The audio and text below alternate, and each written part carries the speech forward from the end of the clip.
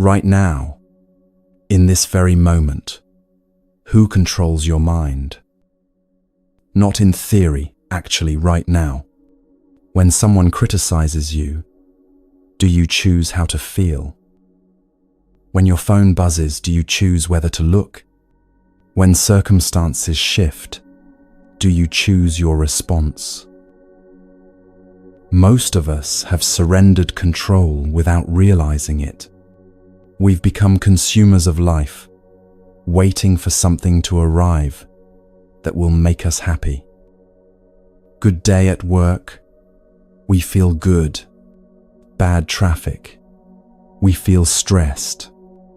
Someone praises us, we feel worthy. Someone ignores us, we feel invisible. The pattern runs so deep we don't even see it as a choice. We check our phones first thing in the morning, needing that hit of validation.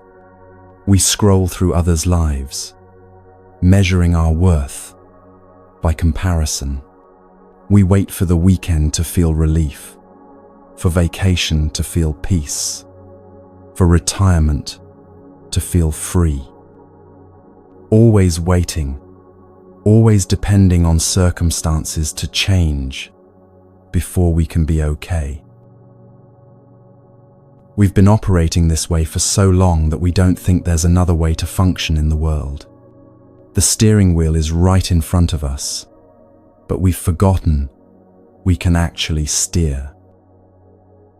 If this resonates, share where you're listening from in the comments below. Get comfortable. Wrap yourself in something soft if you'd like.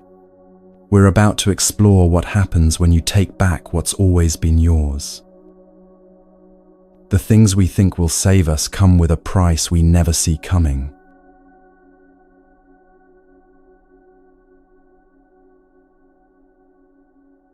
There's a trend happening right now among ambitious professionals and entrepreneurs.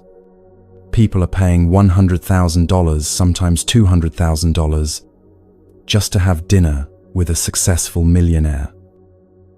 One meal, a few hours of conversation. They see it as an investment, and in some ways, it is. They're buying access to shortcuts, to wisdom earned through decades of trial and error, to the formula that took someone else years to figure out. They want the map, so they don't have to wander blindly through the territory. And there's nothing wrong with seeking guidance. The desire to learn from those who've walked the path before us is natural and intelligent.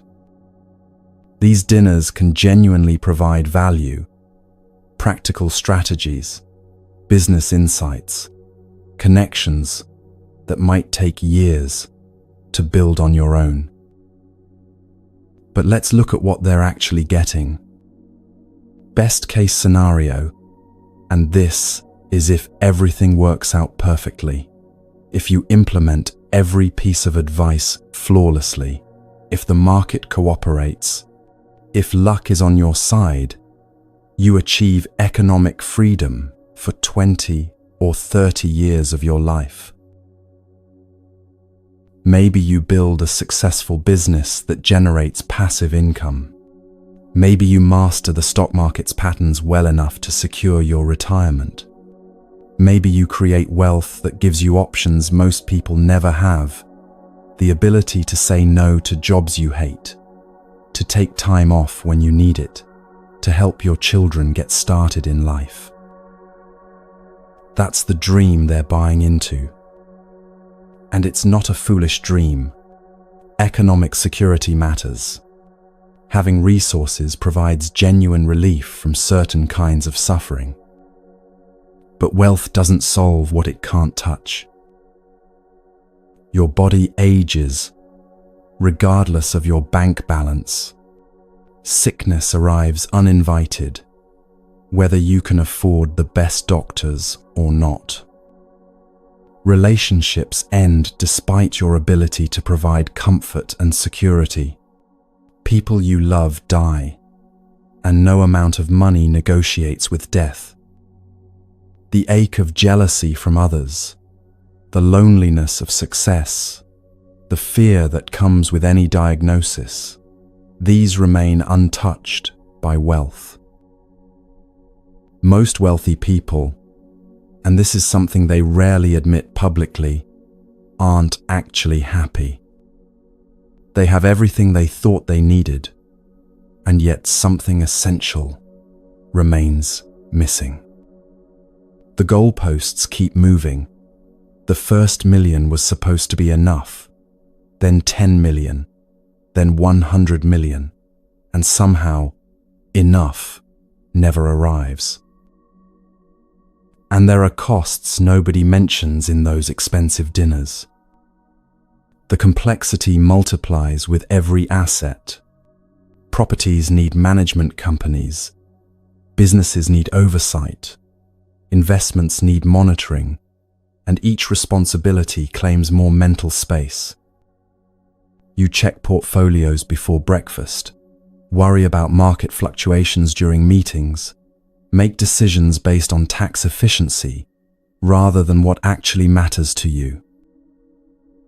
The lawsuits start coming.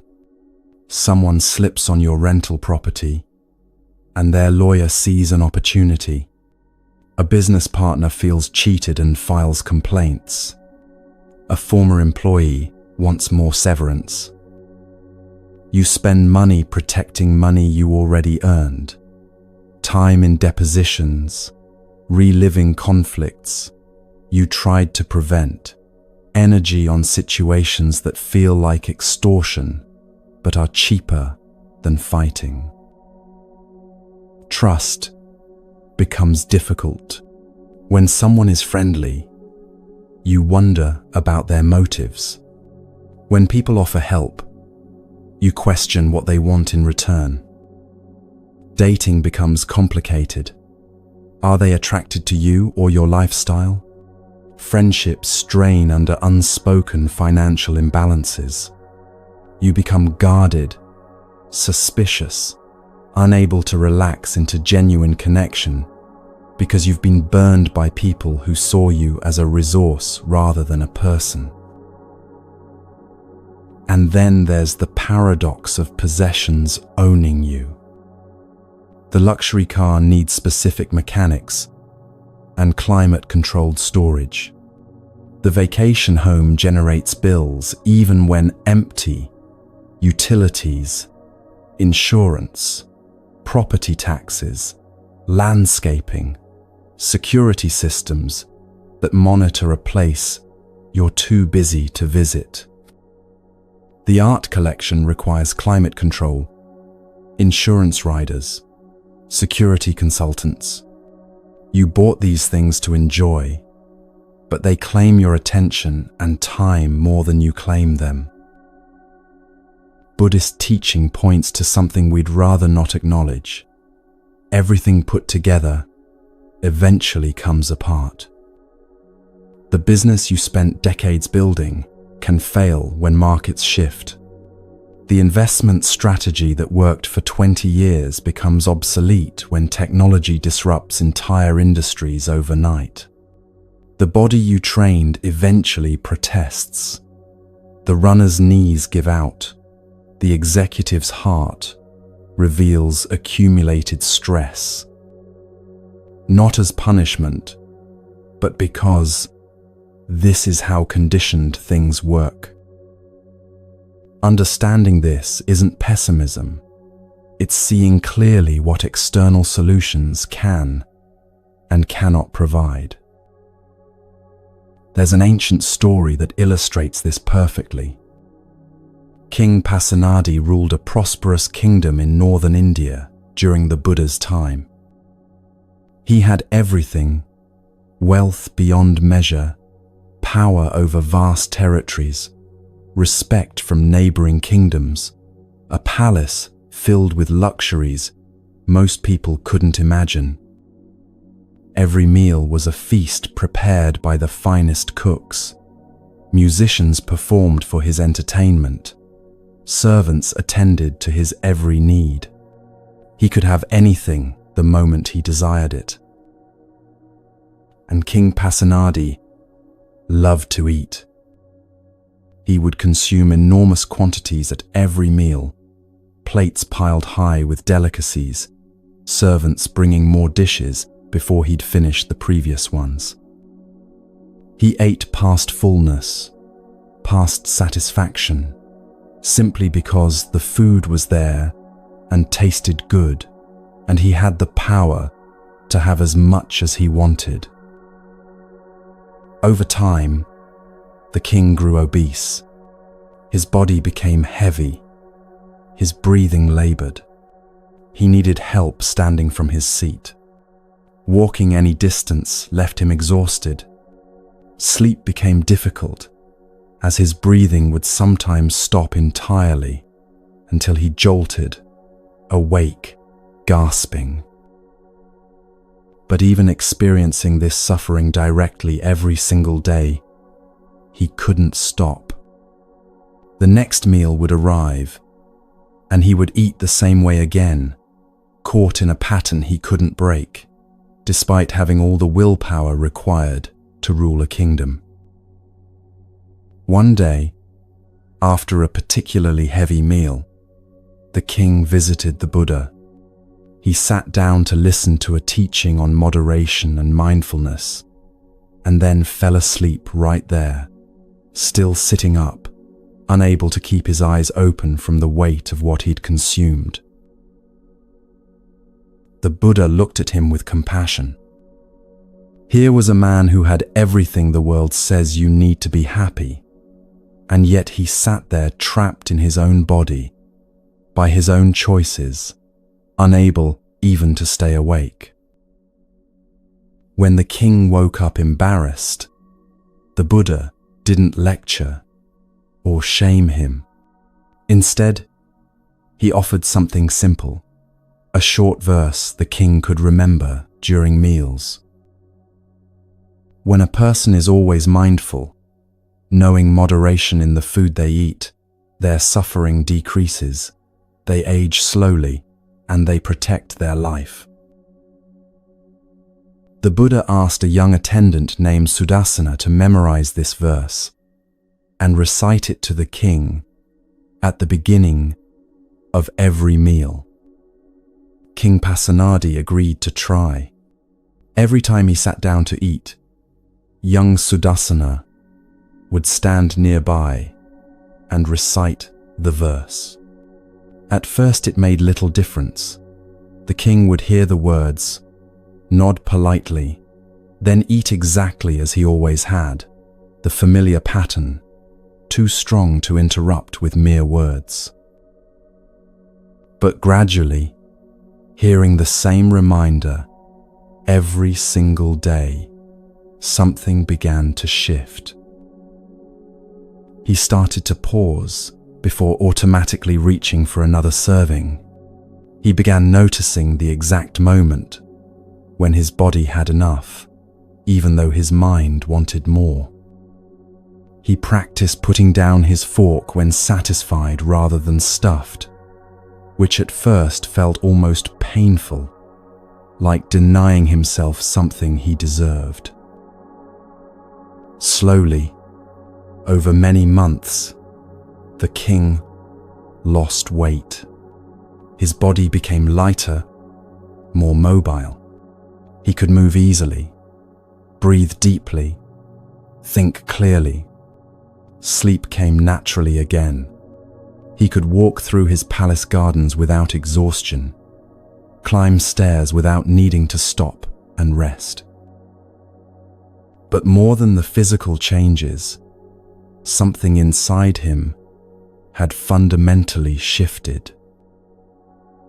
He realized that no amount of food, possessions, power, or pleasure had ever touched the emptiness he felt inside. He'd been trying to solve an internal problem with external solutions, and it had never worked because they addressed different dimensions of experience entirely. The problem wasn't that he needed more or better food. The problem was that he was looking in the wrong place for something that could only be found within. This is what happens when we chase external solutions for internal restlessness. You can have the feast and feel empty. You can have the wealth and feel insecure. You can have the success and feel inadequate. You can have the relationship and feel lonely. Because the restlessness isn't asking for more things, it's pointing to something missing in how you relate to your own experience, to your own mind, to this present moment. So where do we look instead? Buddhist wisdom points to something that sounds almost too simple. The peace you're seeking isn't something you need to acquire from outside yourself. It's something you already possess that you've forgotten how to access. Like King Pasenadi had the ability to eat mindfully all along, but needed help, remembering it was even possible. This isn't about rejecting success or wealth or achievement. It's about understanding their limits. Money can buy comfort, but not contentment. Success can bring respect from others, but not self-respect. Achievement can prove your capability, but not your worth as a human being. Pleasure can distract from discomfort, but not resolve the underlying restlessness. There is a kind of well-being that doesn't depend on circumstances being a certain way. A peace that remains accessible whether you're rich or poor, healthy or sick, praised or criticized, succeeding or failing. This isn't fantasy or spiritual bypassing or pretending difficulties don't hurt. This is what the Buddha taught, based on his own direct experience, what thousands of practitioners have verified through their practice, what's available to anyone willing to look inward rather than outward, at the mind itself rather than at what the mind is grasping for. The people paying $200,000 for dinner with a millionaire are seeking something genuine, wisdom about how to navigate life successfully, guidance from someone who's figured things out, a path that leads somewhere better. They're not wrong to seek guidance. They're just not being offered the most valuable guidance available, the kind that addresses the root of restlessness rather than just rearranging its symptoms, the kind that leads to peace regardless of external conditions, rather than happiness dependent on circumstances cooperating. There's something far more valuable than that millionaire's secret, and it doesn't cost anything at all.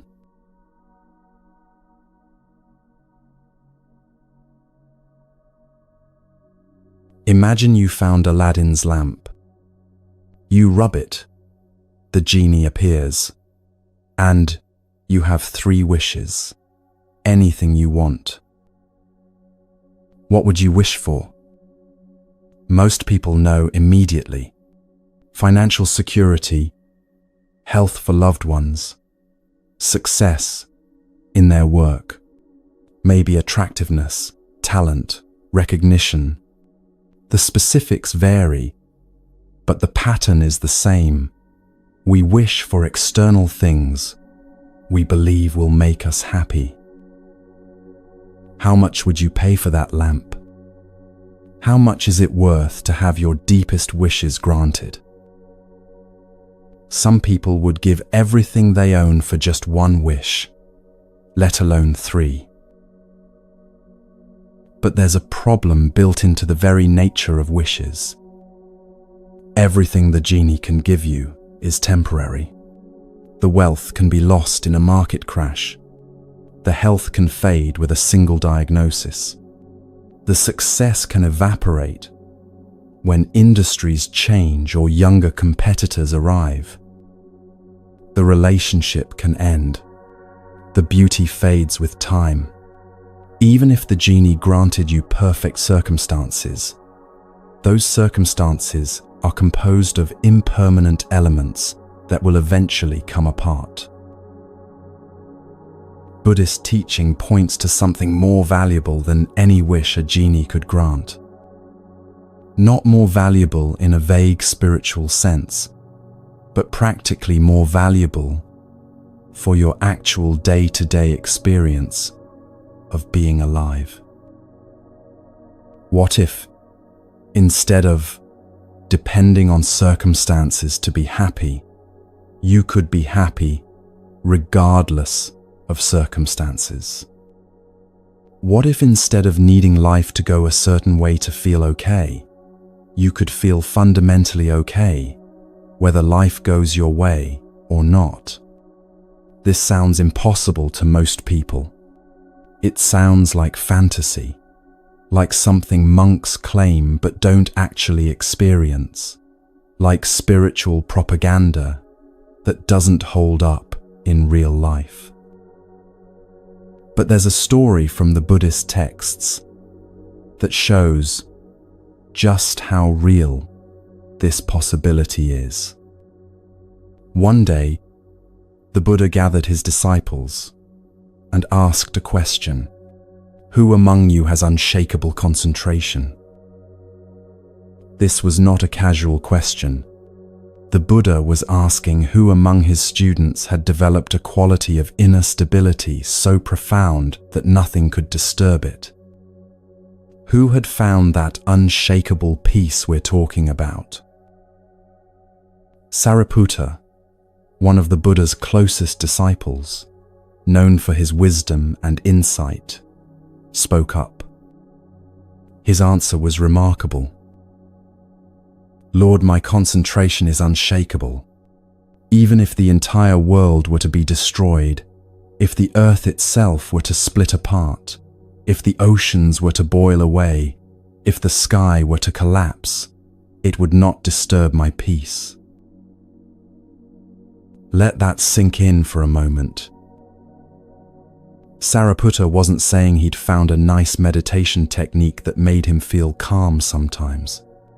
He wasn't saying he'd learned to relax when things were going well.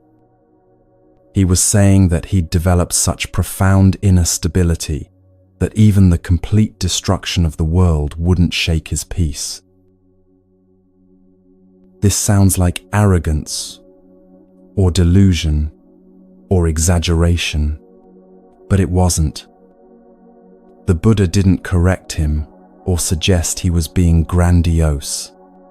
Instead, the Buddha acknowledged that yes, this was accurate. Sariputta had indeed developed that level of unshakable inner peace.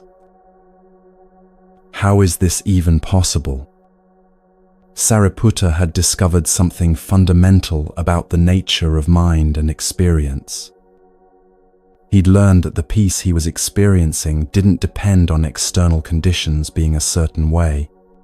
It didn't come from the world being safe or pleasant or predictable. It came from a profound shift in his relationship to experience itself.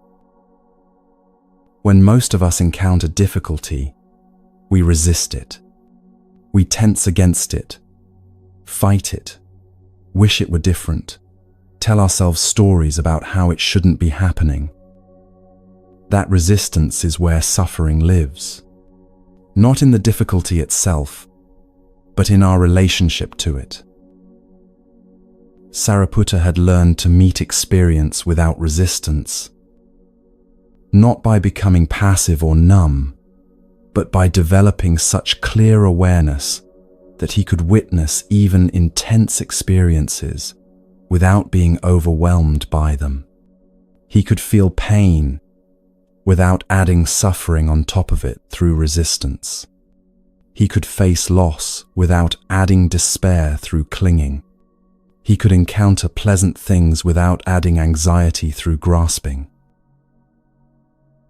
This is what allowed him to say that even world destruction wouldn't disturb his peace. Not because he'd become inhuman or uncaring, but because he'd found something within awareness itself that remains stable regardless of what's appearing in awareness. Think about it this way. When you watch a movie, you can experience intense emotions, fear during horror scenes, sadness during tragic moments, joy during happy endings. But underneath all those changing emotional experiences, there's an awareness that's simply witnessing them without being destroyed by them. You can cry at a sad movie and still be fundamentally okay. The sadness is real, but it's not threatening your basic well-being. Sariputta had learned to relate to life itself the way you relate to a movie, fully experiencing whatever arises without identifying with it so completely that his sense of well-being depends on it. This is what practice builds. Not immunity to pain or difficulty, but a fundamental shift in your relationship to them that makes you unshakable, even when life shakes everything around you. And this isn't fantasy. This capacity exists within human consciousness. Sariputta wasn't special or superhuman. He was simply someone who practiced with dedication and discovered what becomes possible when you train your mind systematically. What he found is available to anyone willing to look in the same direction and do the work. This kind of peace works whether you're rich or poor. It doesn't require comfortable circumstances. In fact, some of the most peaceful practitioners have lived in extremely difficult conditions. It works whether you're alone or surrounded by people, whether you're young with your whole life ahead or old with most of it behind you, whether you're healthy or dealing with chronic illness. The difference between conditional and unconditional happiness is the difference between a lamp that needs to be plugged in and a lamp with its own internal power source. Conditional happiness requires the right circumstances, good health, financial security, pleasant relationships, comfortable conditions. When you have those things, you feel happy. When you lose them, happiness disappears. You're constantly at the mercy of conditions beyond your control. Unconditional well-being is different. It doesn't mean you prefer pain to pleasure, or that you don't have natural human preferences. It means that underneath those preferences, there's a fundamental okayness that doesn't depend on getting what you prefer. You can still work toward goals, build things, create comfort, but your basic peace doesn't hinge on those efforts succeeding. Now, hearing about Sariputta's unshakable peace might create the wrong impression. You might think this requires becoming a monk, renouncing the world, spending years in caves, meditating.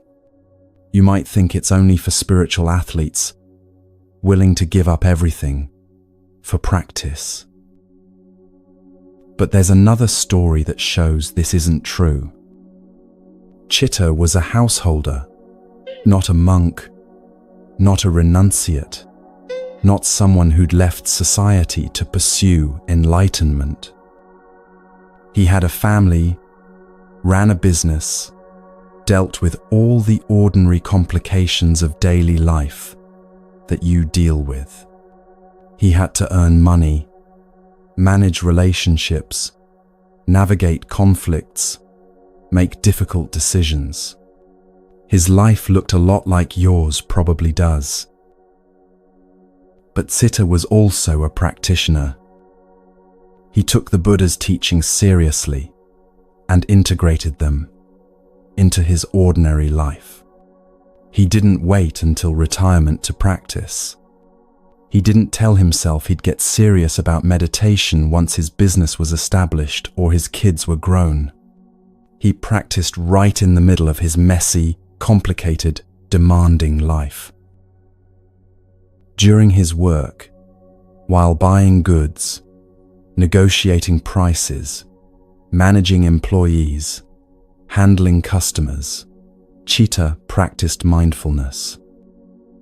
Not as some separate activity he did when he had free time, but as a quality of awareness he brought to whatever he was already doing. He learned to stay present during transactions instead of getting lost in worry about profits. He practiced noticing his reactions to difficult customers instead of just acting them out. He found moments of stillness even in the middle of the marketplace. And something remarkable happened. Citta developed the ability to enter deep meditative states, not just while sitting in quiet rooms, but right in the middle of his ordinary activities. He could be negotiating a business deal and simultaneously rest in profound peace. He could be managing a conflict between employees and remain inwardly undisturbed. The Buddha heard about Citta's practice and praised him as one of the greatest lay disciples. Not because Citta had renounced the world, but because he'd found a way to practice deeply without renouncing anything. He proved that you don't need to choose between living fully in the world and developing profound inner peace. Citta showed that the marketplace can be as much a place of practice as a monastery. Your kitchen can be as valuable as a meditation hall. Your office can serve your awakening as much as a retreat center. The question isn't where you practice, but whether you practice, whether you bring awareness to the moments that make up your life. What made Citta's practice possible was a shift in understanding. He stopped seeing spiritual practice as something separate from daily life, something you do when you have free time or after you've handled your responsibilities. He started seeing every moment as an opportunity. The moment you wake up, the moment you speak to your partner, the moment you feel frustrated in traffic, the moment you make coffee. Every single moment offers a choice about where you place your attention and how you relate to your experience. Most people spend their whole lives waiting for the right conditions to practice. They tell themselves they'll start meditating once things calm down at work. They'll begin a serious practice once the kids are older. They'll really commit to it once they retire and finally have time. But things at work never fully calm down. Kids bring different challenges at every age, and retirement brings its own complications. Citta didn't wait. He worked with the life he had, practicing in the gaps and pauses, bringing awareness to the ordinary moments that most people overlook. And through that approach, he developed a depth of practice that earned praise from the Buddha himself. The contrast between these two stories tells you something important.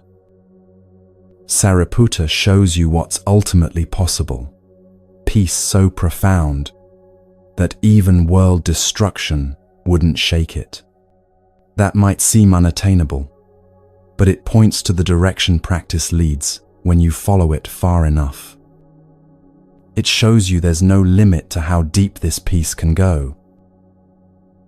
Citta shows you what's immediately accessible, the possibility of practicing right where you are, with the life you actually have, without needing to wait for perfect conditions or make dramatic changes. He proves that you don't need to be a monk, or quit your job, or move to a monastery. You just need to begin, right here, with whatever moment you find yourself in. Together, these stories reveal something that changes how you might think about your own life. The treasure of unshakable peace isn't something reserved for special people or extraordinary circumstances. It's not hidden in far-off monasteries or accessible only after years of intensive retreat. It's available right now in your ordinary life, if you know where to look and how to practice. This is more valuable than any wish a genie could grant, because it doesn't depend on circumstances cooperating. The genie can give you health, but you'll still worry about losing it. The genie can give you wealth, but you'll still fear it running out. The genie can give you a perfect relationship, but you'll still feel the anxiety of potential loss. Every gift from the genie comes with the built-in suffering of impermanence. But the peace that comes from practice, that's yours. In a way, nothing external can ever be. No one can take it from you. No market crash can destroy it. No illness can steal it. No loss can erase it. Because it's not built on conditions that can change. It's built on a shift in how you relate to conditions, which remains stable even when conditions themselves are unstable. But here's where it gets counterintuitive: how happiness actually works.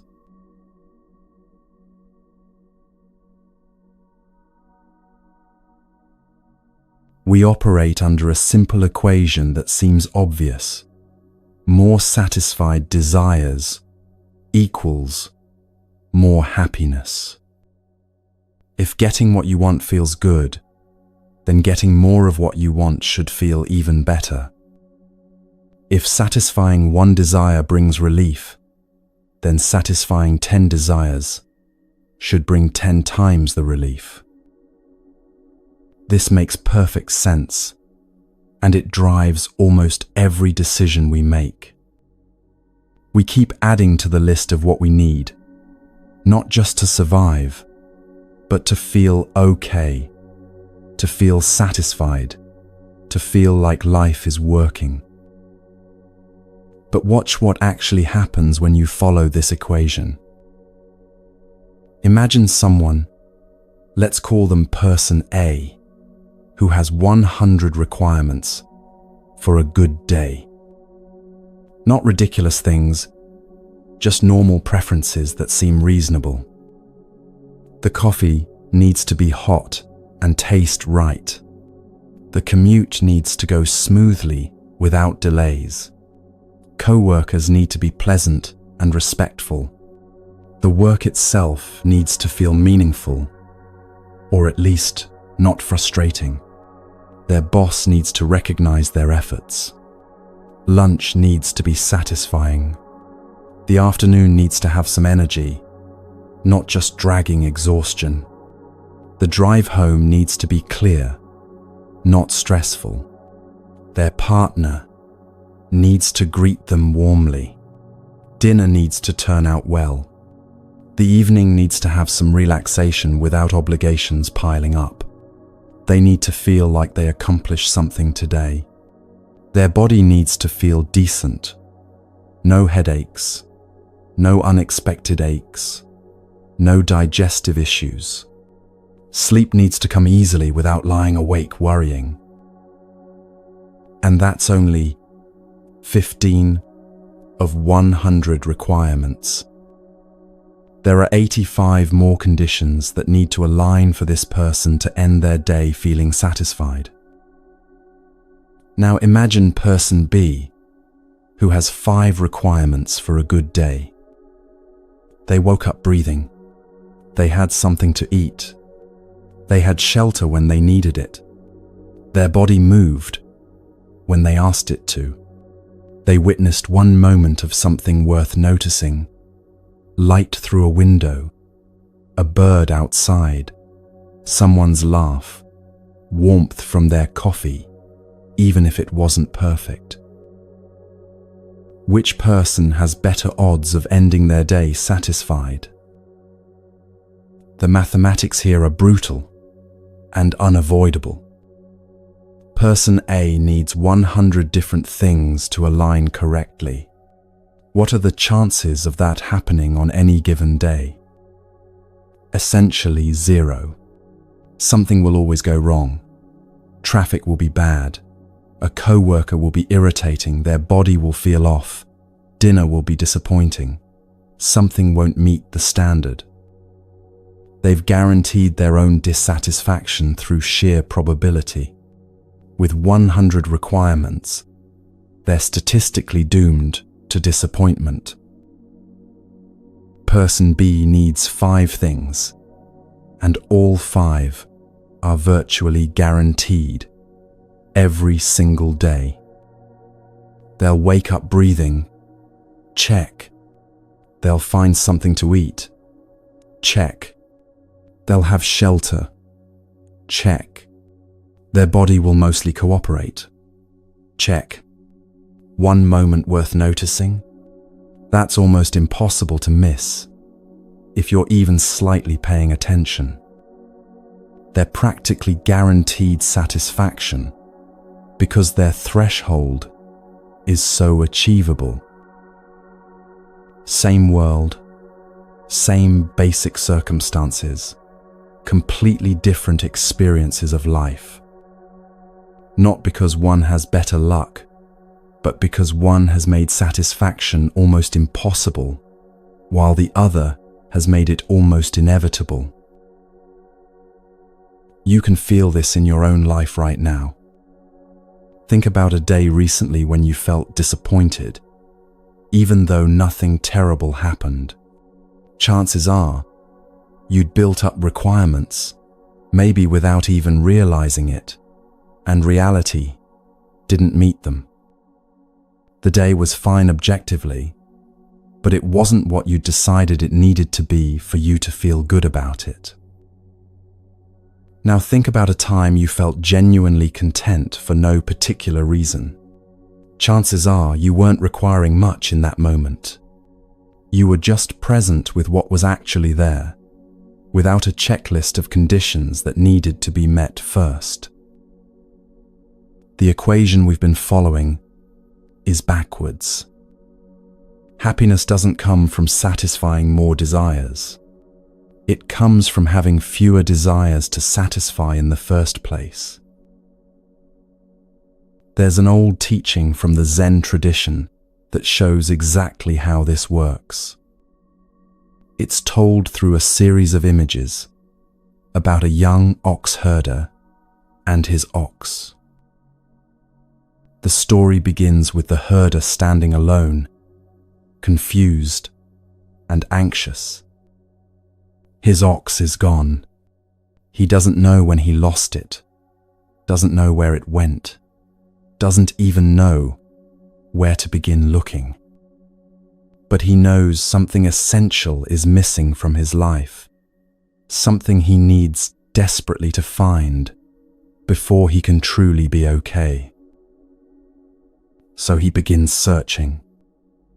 He searches everywhere, through valleys, up mountains, across rivers, through forests thick with trees where visibility ends after a few steps. He asks every person he meets, "Have you seen my ox?" He follows rumors and suggestions, traveling miles based on second-hand information that usually leads nowhere. Days turn into weeks, weeks into months, months into years. The searching becomes his whole life. Every morning he wakes up thinking about the ox he's lost. Every evening he goes to sleep discouraged that another day has passed without finding it. He grows increasingly desperate, increasingly exhausted, increasingly convinced that his life can't really begin until he recovers what's been taken from him. This is how most of us live, convinced that something essential is missing, that we've lost access to contentment or peace or okayness, and if we could just find the right thing, the right job, the right relationship, the right amount of money, the right solution to this problem, then we'd finally have what we need to be happy.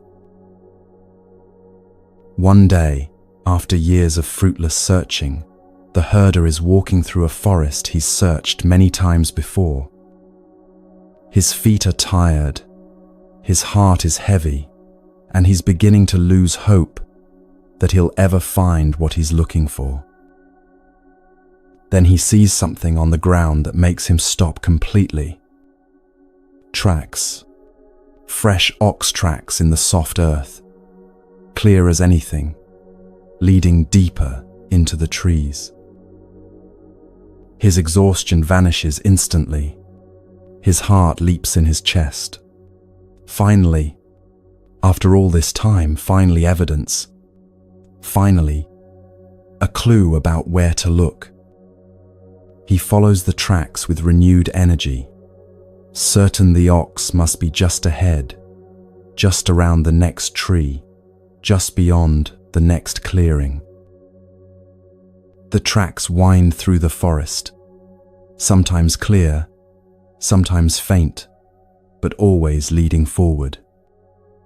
He follows them for what feels like hours, his anticipation building with each step.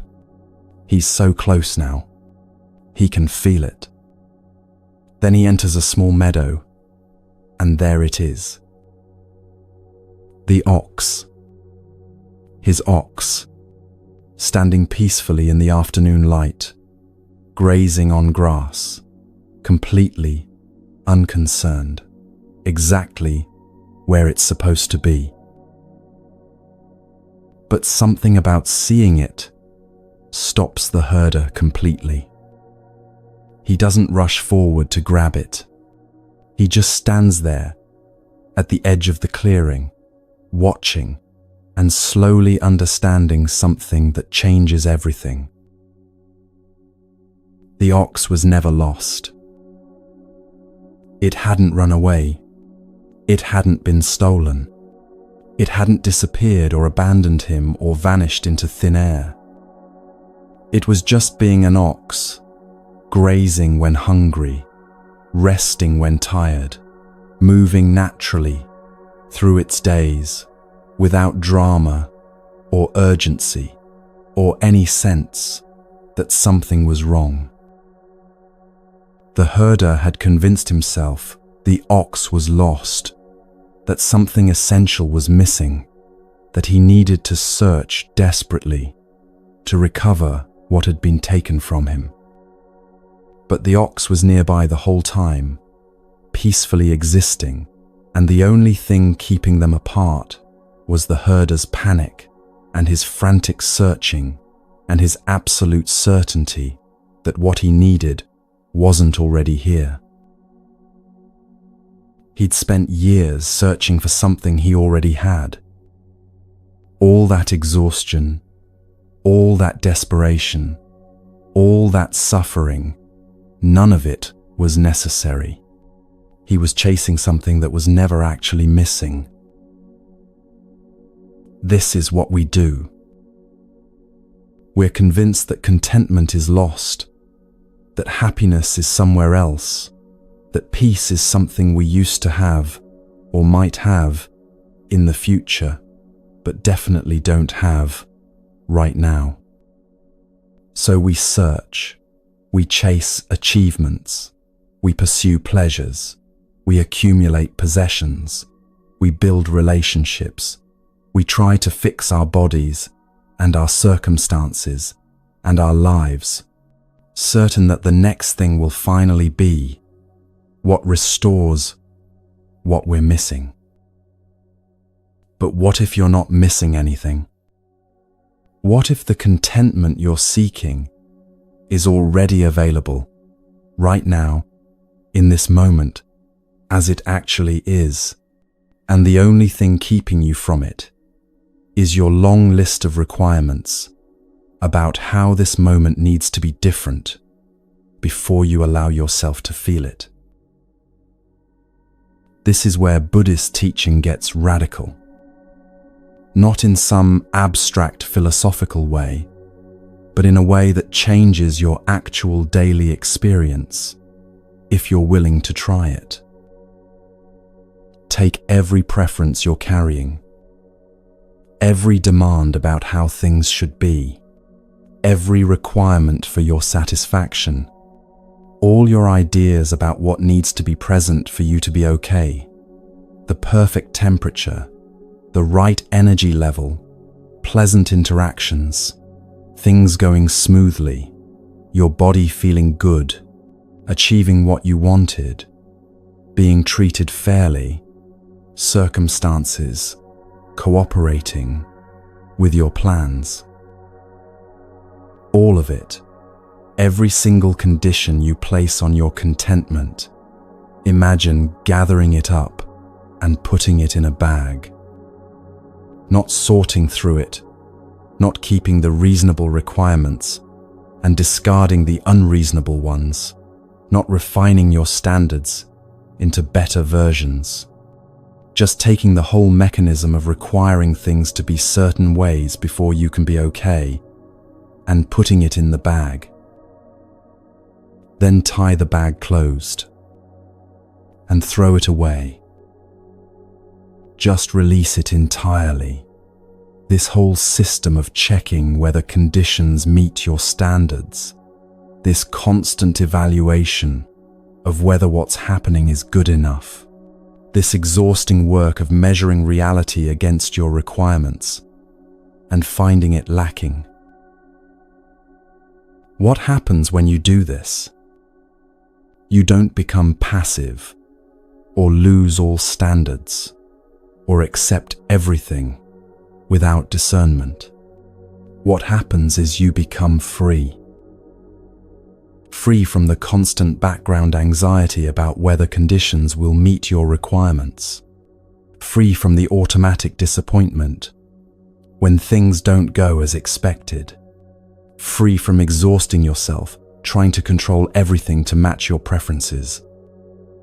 Free from the suffering of demanding that reality be different than it is. You can have the adequate meal instead of requiring the perfect meal, and discover that adequate actually nourishes you just fine.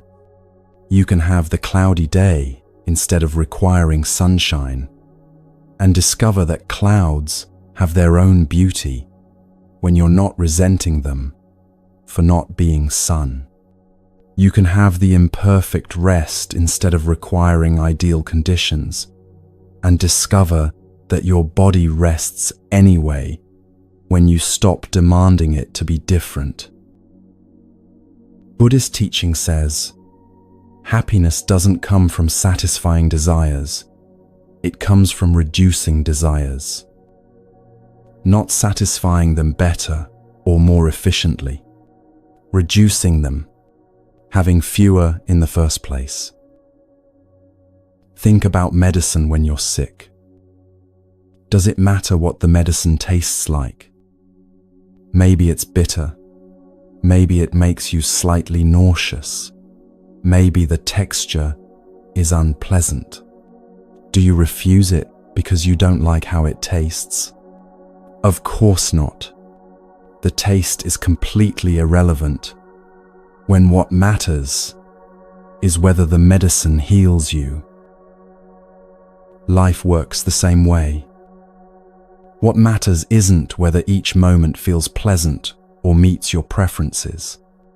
What matters is whether you're present with your actual life as it's actually unfolding, which turns out to be the only life available to live. When you release your requirements, when you stop placing conditions on your contentment, when you throw away the bag of demands, what remains is a simple capacity to be here with what is. And there's a lightness to that, a relief, like you've been carrying something heavy your whole life, and someone finally told you that you're allowed to put it down. The weekend doesn't have to be perfect to be good. The meal doesn't have to meet 10 conditions to nourish you. The evening doesn't have to align perfectly to offer rest. Your day doesn't need 100 things to go right for you to be fundamentally okay. What if 5 things, or 3 things, or 1 thing? What if that's actually enough? What if the ox was never lost at all, and all this frantic searching has been keeping you from seeing what's already here? Now, before you think this means becoming passive or having no standards, here's the critical distinction.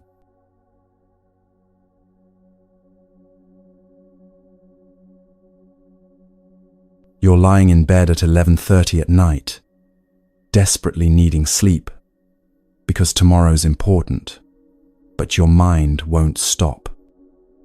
Thoughts keep coming, replaying today's conversations, planning tomorrow's tasks, worrying about next week's deadline.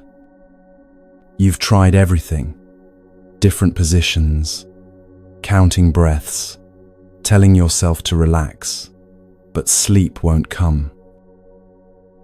You feel the frustration building, that sense of your body betraying you. In your mind, you're demanding, just sleep. Stop thinking. I need to rest. Why won't you let me rest? Or you're standing in your kitchen watching water drip from the ceiling where it shouldn't be dripping. You just had this fixed 2 months ago, paid hundreds of dollars, and now it's leaking again from a different spot. You can see the water stains spreading, and you know this means more money, more contractors, more disruption. You feel that familiar sinking in your stomach, that mix of anger and helplessness. In your mind, you're demanding, stay fixed. Stop breaking. Why can't anything just work like it's supposed to? Or you're watching your elderly parents struggle to remember your name for the 3rd time this visit. They look at you with that confused expression, searching for something that's slipping away, and you can see them getting frustrated with themselves. Last month, they remembered perfectly. Last year, they were still sharp, still fully themselves. You feel it in your throat, that tightness that comes before tears.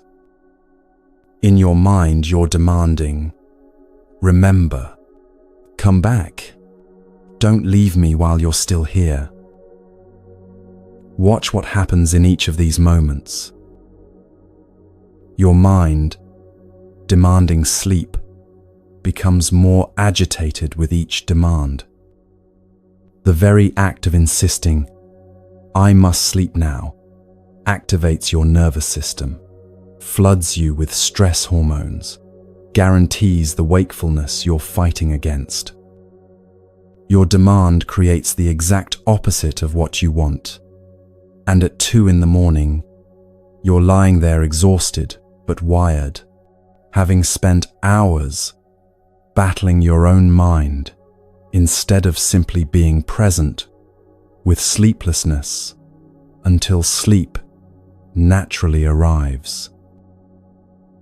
Your ceiling, indifferent to your frustration, continues dripping.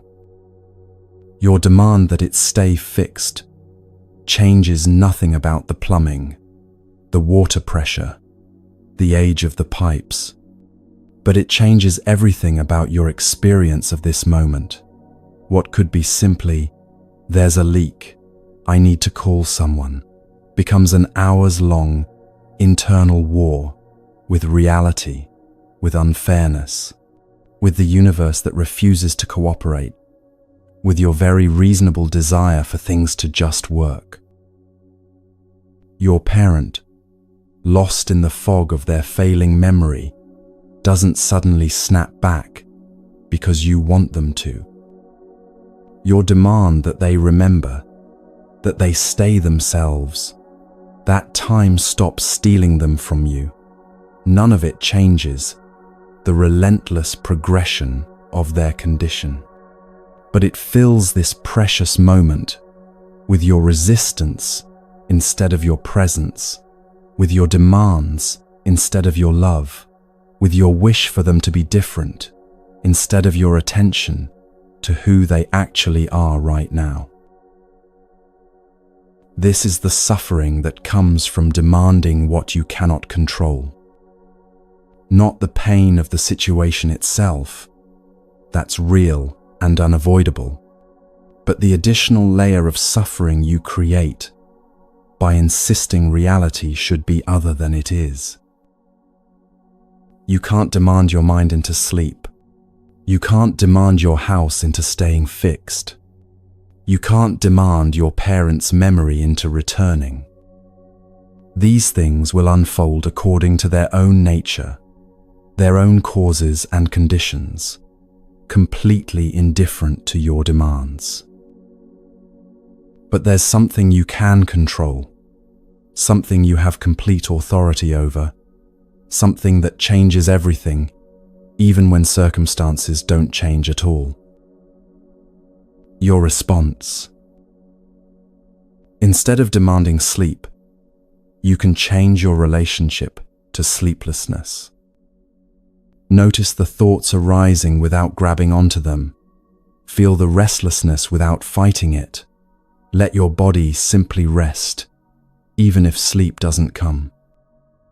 You can't force sleep, but you can stop forcing wakefulness through your resistance.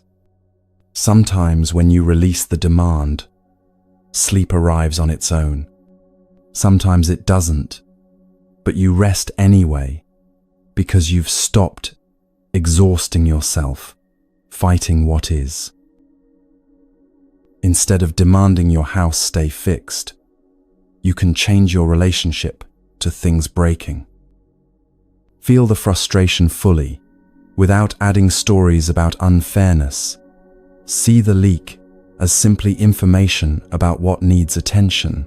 Take action without the overlay of outrage that this is happening again. You can't control whether things break, but you can stop breaking yourself against the reality that they do. Instead of demanding your parent remember, you can change how you're present with them right now. Release the demand that they be who they were and meet who they are now. Hold their confusion with tenderness instead of resistance. Speak your name gently without making them feel ashamed for forgetting. Treasure this moment of being together, even though it's not the moment you wish you were having.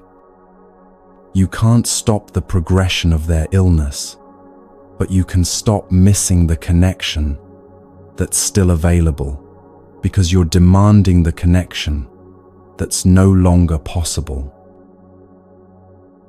This is where your actual power lives. Not in controlling circumstances, but in choosing how you meet circumstances. Not in making reality different, but in transforming your relationship to reality. So stop demanding from the world. Stop demanding from other people. Stop demanding from your own body and mind as if they're servants who must obey. Redirect all that demanding energy inward toward the one thing you actually have authority over: your own presence, your own response, your own way of being with what is. This is your life.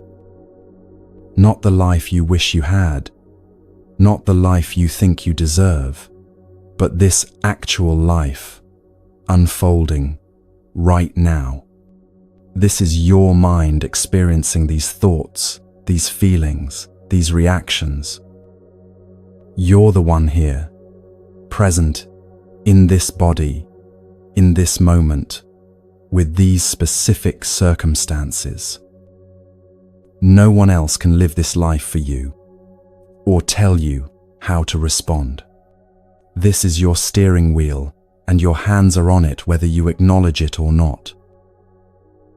The question is, are you steering, or are you just gripping the wheel while circumstances push you wherever they want? There's a teaching story about a monk named Sona that captures something essential about this. Sona was completely dedicated to his practice. He would meditate until his legs went numb, walk in meditation until his feet bled, practice with such intensity that his body was breaking down. He barely slept, barely ate, demanded from himself constant, perfect effort because he believed that's what spiritual progress required. But he wasn't progressing. Despite all his effort, or perhaps because of it, he felt farther from peace than when he'd started. He was exhausted, discouraged, his body damaged, his mind agitated from the constant pressure he was placing on himself. The Buddha noticed and asked about Sona's background. Before becoming a monk, Sona had been a musician who played the lute. The Buddha asked him a simple question: when you tuned your lute, what happened if the strings were too tight? They would break, Sona said. And if they were too loose? No sound would come out, just dead notes, no music. And when they were tuned just right, then the instrument could make beautiful music, Sona said, and suddenly understood what the Buddha was showing him. Demanding from yourself works the same way. Too much demand, and you break, exhausted, burned out, damaged by your own excessive standards. Too little demand and nothing happens. You drift, coast, never develop, because you never challenge yourself. But when you find the right tension, demanding enough to grow, but not so much that you destroy yourself, that's when transformation becomes possible. This is how you take back the steering wheel. Not through force, not through harsh demands that break you, but through wise, sustainable attention to what you're actually allowing to shape your life, moment by moment. It's a game of influence. Everything you encounter influences you, conditions you, shapes the grooves your mind naturally follows. The question is whether you're choosing those influences consciously or just accepting whatever comes your way. Look at your physical environment right now. What's around you? Is the space you inhabit supporting who you want to become, or reinforcing who you've always been? The clutter you see every day trains your mind toward chaos. The order you maintain trains your mind toward clarity. These aren't just aesthetic choices. They're choices about what influences your consciousness every single day. Look at your morning routine. Those first moments after waking, when your mind is most impressionable. What's the first thing you do? Rush immediately into demands and obligations. That trains you to live reactive, always responding to external pressure. Or do you create even 5 minutes of settling into yourself before engaging with the world? That trains you to live from your own center instead of from constant reaction. Look at who you turn to when you're struggling. Not whether you reach out. That's healthy, but who you reach out to and what they reinforce. Some people, when you share your difficulties, immediately join you in outrage or helplessness, amplifying your distress. Others help you find your own steadiness again, reflecting back your capability without dismissing your pain. Who you turn to repeatedly shapes whether you're conditioning helplessness or resilience. Look at what you consume in those gaps throughout your day, waiting in line, between tasks, right before sleep. What fills those small spaces? Content designed to agitate and engage, keeping your nervous system activated. That trains you toward constant stimulation, making stillness feel intolerable. Or content that settles and centers, helping your system return to baseline. That trains you toward the capacity to simply be without needing constant input. Look at the internal narratives you rehearse when you're alone.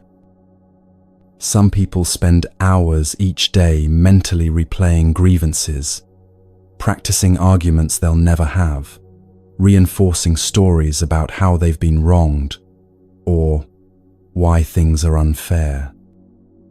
Each rehearsal deepens those grooves, makes those patterns more automatic, conditions resentment as their default state.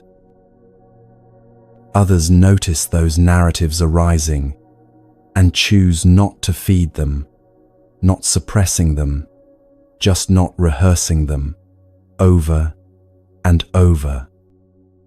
They practice different narratives, curiosity about why things happened, recognition of their own part in conflicts, or simply returning attention to what's actually present instead of stories about what should have been different. This trains a completely different mind. You get to choose these influences. Not perfectly. You can't control everything you encounter, but you have far more choice than you're exercising. If you're just accepting whatever comes, letting algorithms decide what you see, letting habits decide how you spend your attention, letting old patterns decide what narratives you rehearse. Don't let randomness decide what influences you. Don't let convenience determine what shapes your mind. Don't let everyone else's choices about what's normal define what you allow into your consciousness. You choose what's good for you. Not what feels easy right now, but what will serve you 10 years from now. Not what everyone else is doing, but what actually supports the person you're trying to become. Not what's comfortable or convenient, but what aligns with the life you're actually trying to live. Every small choice is a vote. The environment you create, the routine you establish, the people you seek out when struggling, the content you consume in spare moments, the narratives you rehearse when alone, each one is casting a vote for who you're becoming. Are you voting for someone more awake or more asleep? More reactive or more responsive? More scattered or more centered? More trapped in patterns or more free? The steering wheel is in your hands. You've been holding it this whole time, even when you thought circumstances were driving, even when you felt powerless, even when you blamed everything outside yourself for where you ended up. Your hands are on the wheel. The question is whether you're going to steer. This is your life, this messy, imperfect, challenging, beautiful life that keeps refusing to be what you demand it should be. This is your mind, this complicated, powerful, trainable mind that's been conditioned by everything you've encountered and can be reconditioned by choices you make right now. Stop demanding from what you can't control. Start demanding from yourself, not harshly, not excessively, but with the wise tension of a well-tuned instrument that's ready to make music. Take control. Choose what influences you. Decide who you're becoming through 10,000 small choices that no one else will ever see, but that will accumulate into the person you are 10 years from now. And this changes everything about how you handle difficult situations.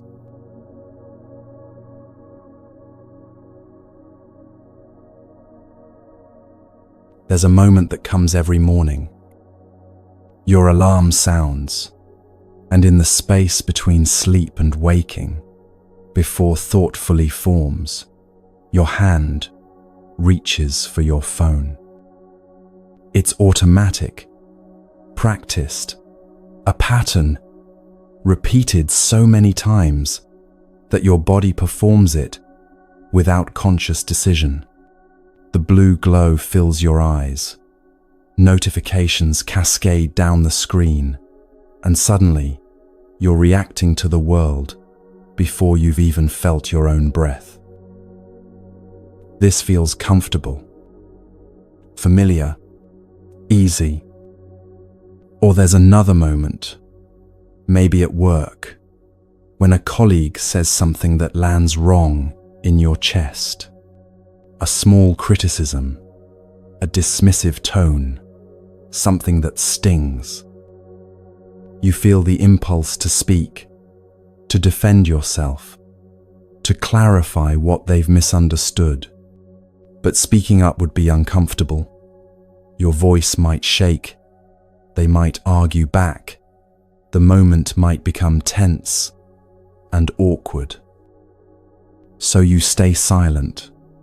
Swallow the feeling. Tell yourself, it doesn't really matter. This feels comfortable too. Safer, easier than the alternative. Or evening arrives and you're finally home, finally free of the day's demands. You know you plan to meditate or exercise or work on that project you care about. But the couch is right there. The TV is right there. Your phone is right there, offering infinite ways to make the next few hours disappear without effort. And you're tired. So tired. Surely you deserve rest, deserve comfort, deserve ease after a long day. This feels like self-care, like being kind to yourself, like choosing what your body is telling you it needs. But watch what actually happens in each of these moments over time. The morning phone ritual means you start every single day reactive instead of centered. Your nervous system activates before you've even stood up, checking, comparing, responding, worrying about what others said, or need, or expect. You condition yourself to need external input before you can feel awake, to check for validation before you can feel okay, to consume information before you know what you actually think or feel or want. Do this for a year, and you've lost 365 mornings of meeting yourself first, of setting your own intention before responding to others' agendas, of starting your day from your own center. Do this for 10 years, and you've forgotten what it feels like to wake up as yourself, instead of immediately becoming a responder to notifications. The silent moment at work, swallowing your truth to avoid discomfort, means your authentic voice grows weaker, while your people-pleasing grows stronger. Each time you choose silence over honesty, you train yourself that your truth matters less than others' comfort, that keeping things smooth is more important than being real. You condition yourself toward a particular kind of safety that's actually a cage, the safety of never risking rejection by never showing up honestly. Do this for a year, and your relationships become performances, careful dances, where everyone's pretending and no one's connecting. Do this for 10 years, and you wake up one day realizing you're surrounded by people who know your mask but not your face, who like the version of you that never makes waves, but have no idea who you actually are beneath the performance. The evening collapse into distraction, choosing comfort over commitment, means your dreams stay dreams while your days disappear into other people's content. Each time you choose easy over meaningful, you train yourself that immediate comfort matters more than long-term development, that how you feel right now should determine what you do, that tired is a reason to stop rather than just a sensation to be present with while you do what matters anyway. Do this for a year, and the gap between who you are and who you want to become grows wider. Do this for 10 years, and you look back on a life where you meant to write the book, build the skill, create the thing, become the person, but you were tired, it was uncomfortable, scrolling was easier. This is what's actually happening when we let comfortable and uncomfortable determine our choices. We think we're just responding sensibly to how we feel in the moment. We don't realize we're conditioning patterns that will shape our entire lives. There's an old teaching from a Zen master to a student who couldn't maintain his practice. The student kept saying, "I want to meditate, but I just don't feel like it. I want to study, but it's uncomfortable sitting still that long. I want to change, but choosing what's difficult feels too hard."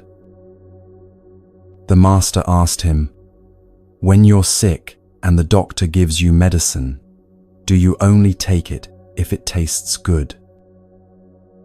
The student looked confused. "No, of course not. I take it because it heals, regardless of taste."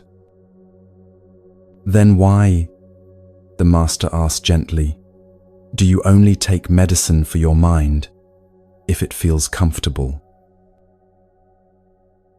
This question should land in your chest and stay there for days.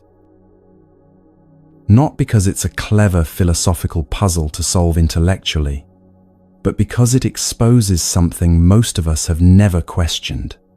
We've been using comfort and discomfort as our primary decision-making criteria for our entire lives, and we've never once asked whether that's actually wise.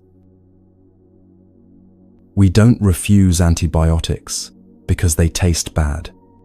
We don't reject chemotherapy because it makes us nauseous. We don't decline surgery because recovery will be painful. When it comes to physical health, we understand that what matters isn't how something feels, but whether it heals. But when it comes to mental health, emotional health, spiritual health, we treat comfort like it's the goal and discomfort like it's the enemy. We choose what feels easy over what's actually beneficial. We avoid what's uncomfortable, even when discomfort is exactly the medicine we need. Meditation feels uncomfortable, body restless, mind racing, everything in you wanting to move, to check your phone, to do anything except sit with your own experience. But that discomfort is the medicine working. It's showing you how scattered your attention has become, how dependent you are on external stimulation, how rarely you're actually present with yourself. The discomfort is revealing what needs to be seen so it can be healed. Scrolling feels comfortable, no effort, constant stimulation, endless novelty. But that comfort is the poison working. It's fragmenting your attention, training you toward distraction, conditioning you to need constant input to avoid being present with yourself. The comfort is hiding the damage it's doing. The difficult conversation with your partner feels uncomfortable, vulnerable, risky, potentially conflict-creating. But that discomfort is the medicine. It's creating space for real intimacy, building genuine trust, allowing both of you to be seen rather than just safe. The discomfort is what transforms surface-level harmony into deep connection. Avoiding the conversation feels comfortable. No risk, no tension. Everything stays pleasant on the surface. But that comfort is the poison. It's letting distance grow silently, allowing small resentments to accumulate, trading long-term intimacy for short-term ease. The comfort is killing your connection so slowly you don't notice until it's gone. Exercise when you don't feel like it feels uncomfortable. Body resisting, mind producing excuses. Bed or couch looking so appealing.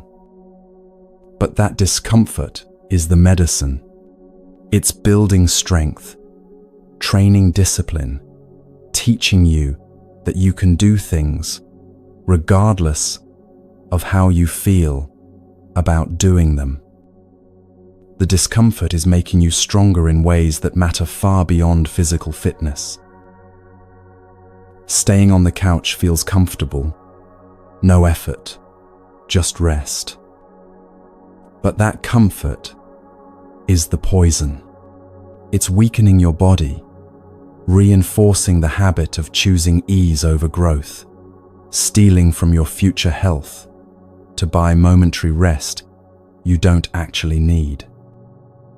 The comfort is making you weaker in ways you won't notice until your body starts breaking down. Do you see the pattern? Comfort and benefit are not the same thing. They're often opposites. What feels comfortable in the moment frequently undermines your long-term well-being.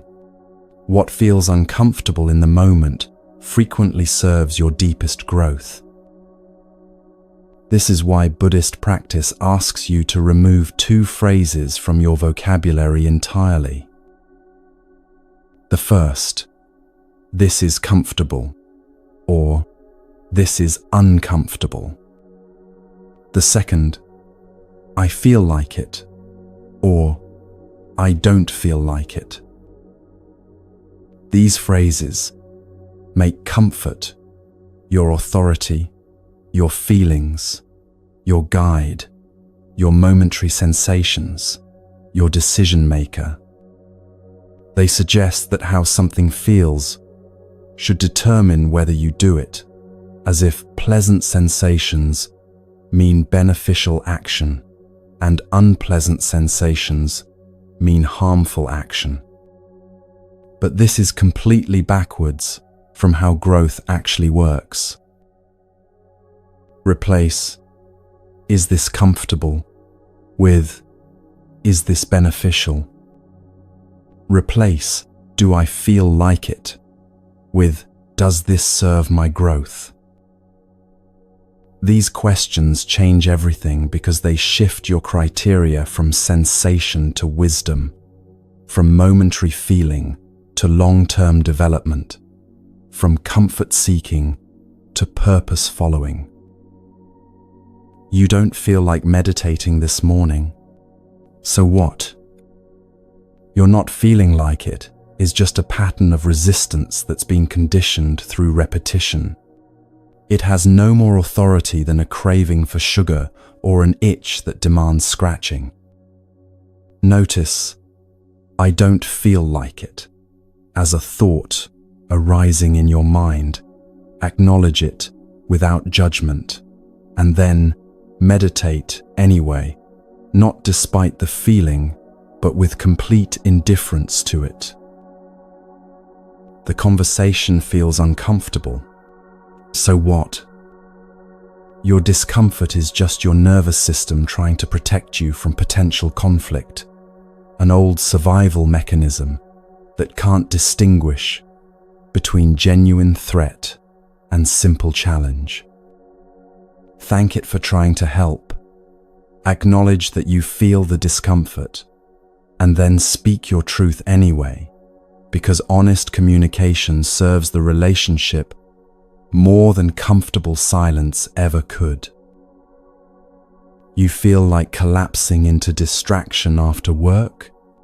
So what? Your feeling like it is just fatigue mixed with habit, your body's preference for ease mixed with years of conditioning toward avoidance. Notice the feeling, be present with the tiredness, and then do what matters anyway, because your life is built through what you actually do, not through what you feel like doing.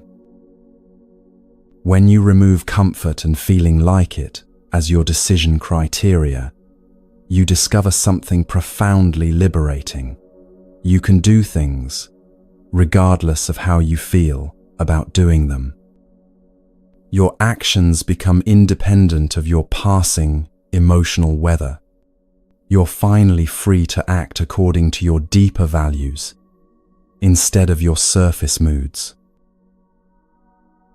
This doesn't mean becoming masochistic or seeking discomfort for its own sake. It's not about punishing yourself or treating all pleasure as suspect.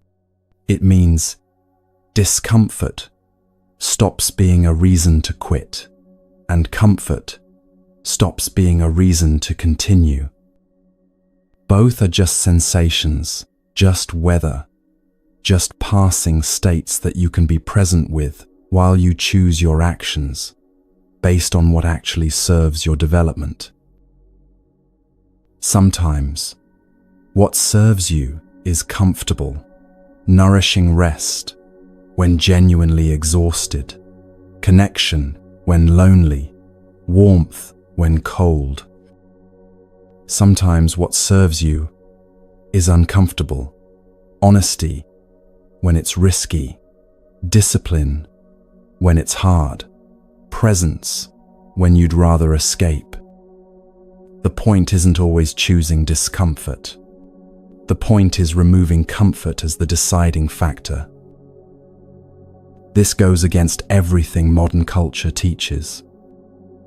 We're taught that comfort is the goal, that convenience is progress, that making everything easier is obviously better. Entire industries exist to eliminate discomfort from your life, to make things faster, smoother, more effortless, more pleasant.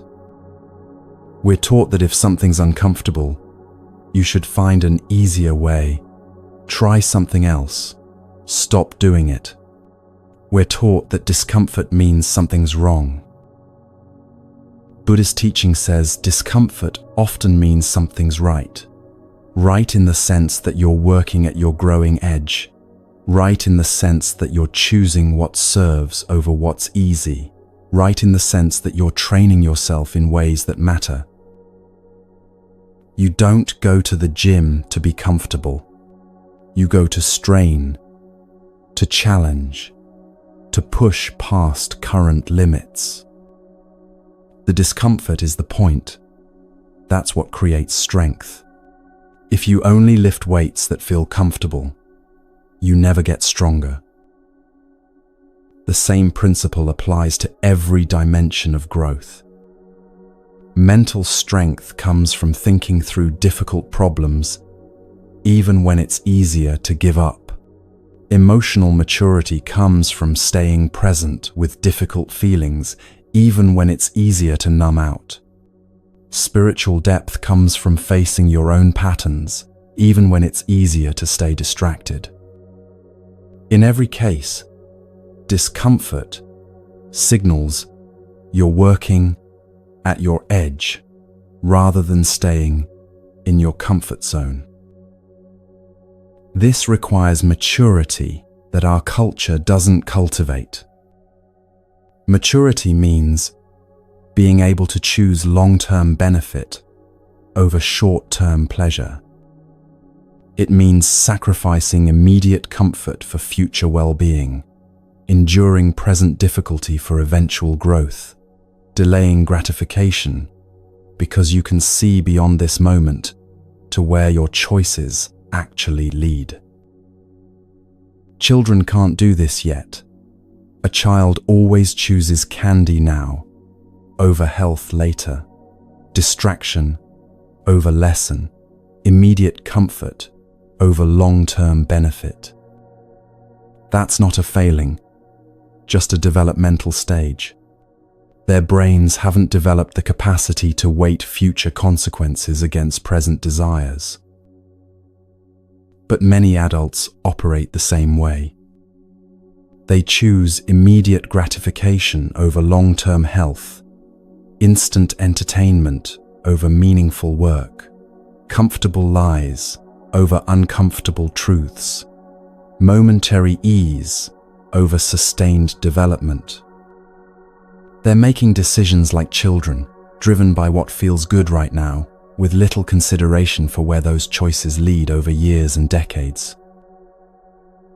Maturity is the capacity to hold a longer view, to see that the workout you don't feel like doing today contributes to the vitality you want at 70. To understand that the difficult conversation you're avoiding now will either happen later under worse circumstances or slowly poison your relationship through years of accumulated silence.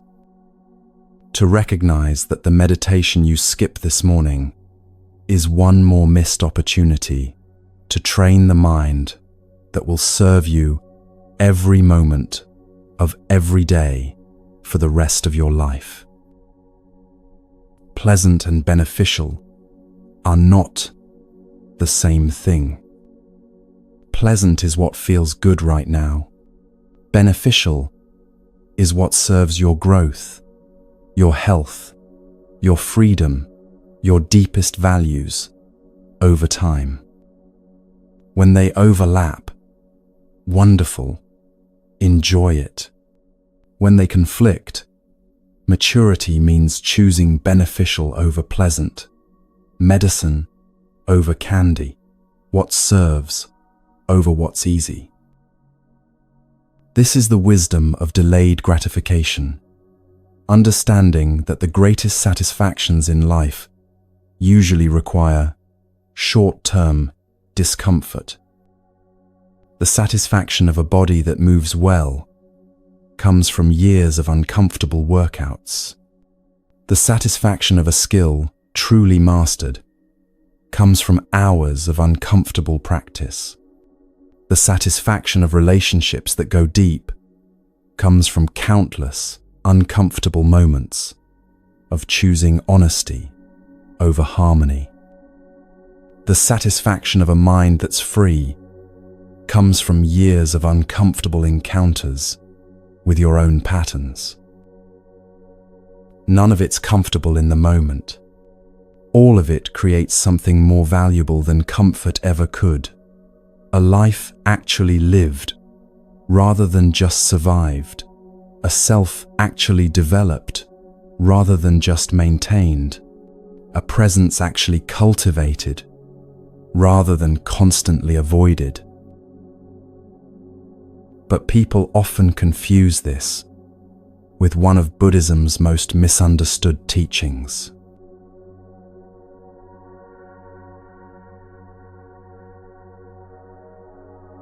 The teaching people often confuse with what we just discussed is karma.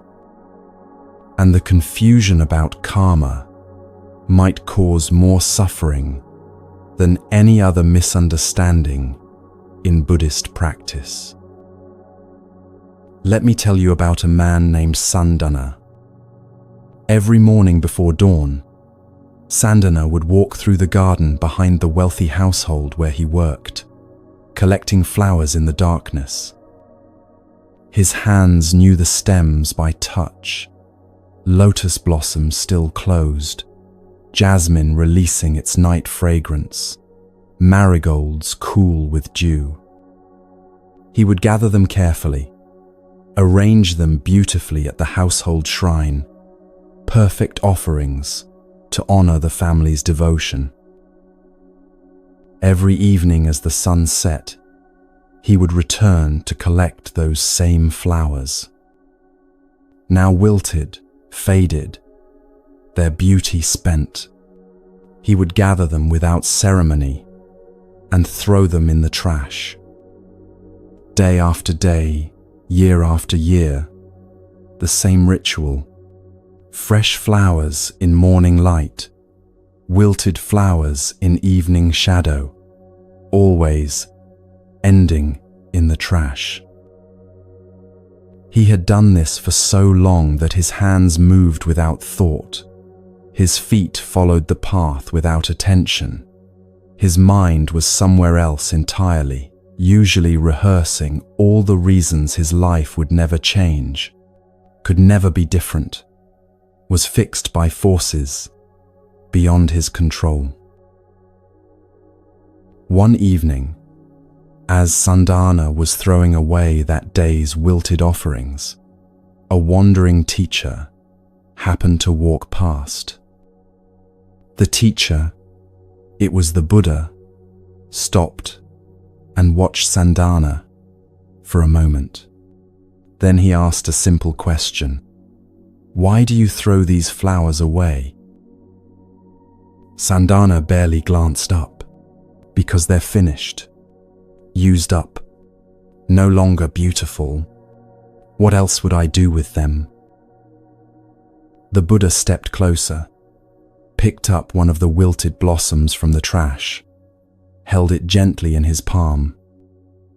This flower served its purpose beautifully this morning. It offered its fragrance, its color, its presence. Now it's transformed into something different, and you call it waste. He looked at Sandana with eyes that seemed to see right through him. "Tell me, why do you treat yourself the same way?" Sandana's hands stopped moving. "What? You've decided you're finished too, haven't you? Used up. Your purpose already determined and nearly spent. I can see it in how you move, how you barely look at the flowers anymore, how you've stopped seeing anything, including yourself." Something in Sandana's chest tightened.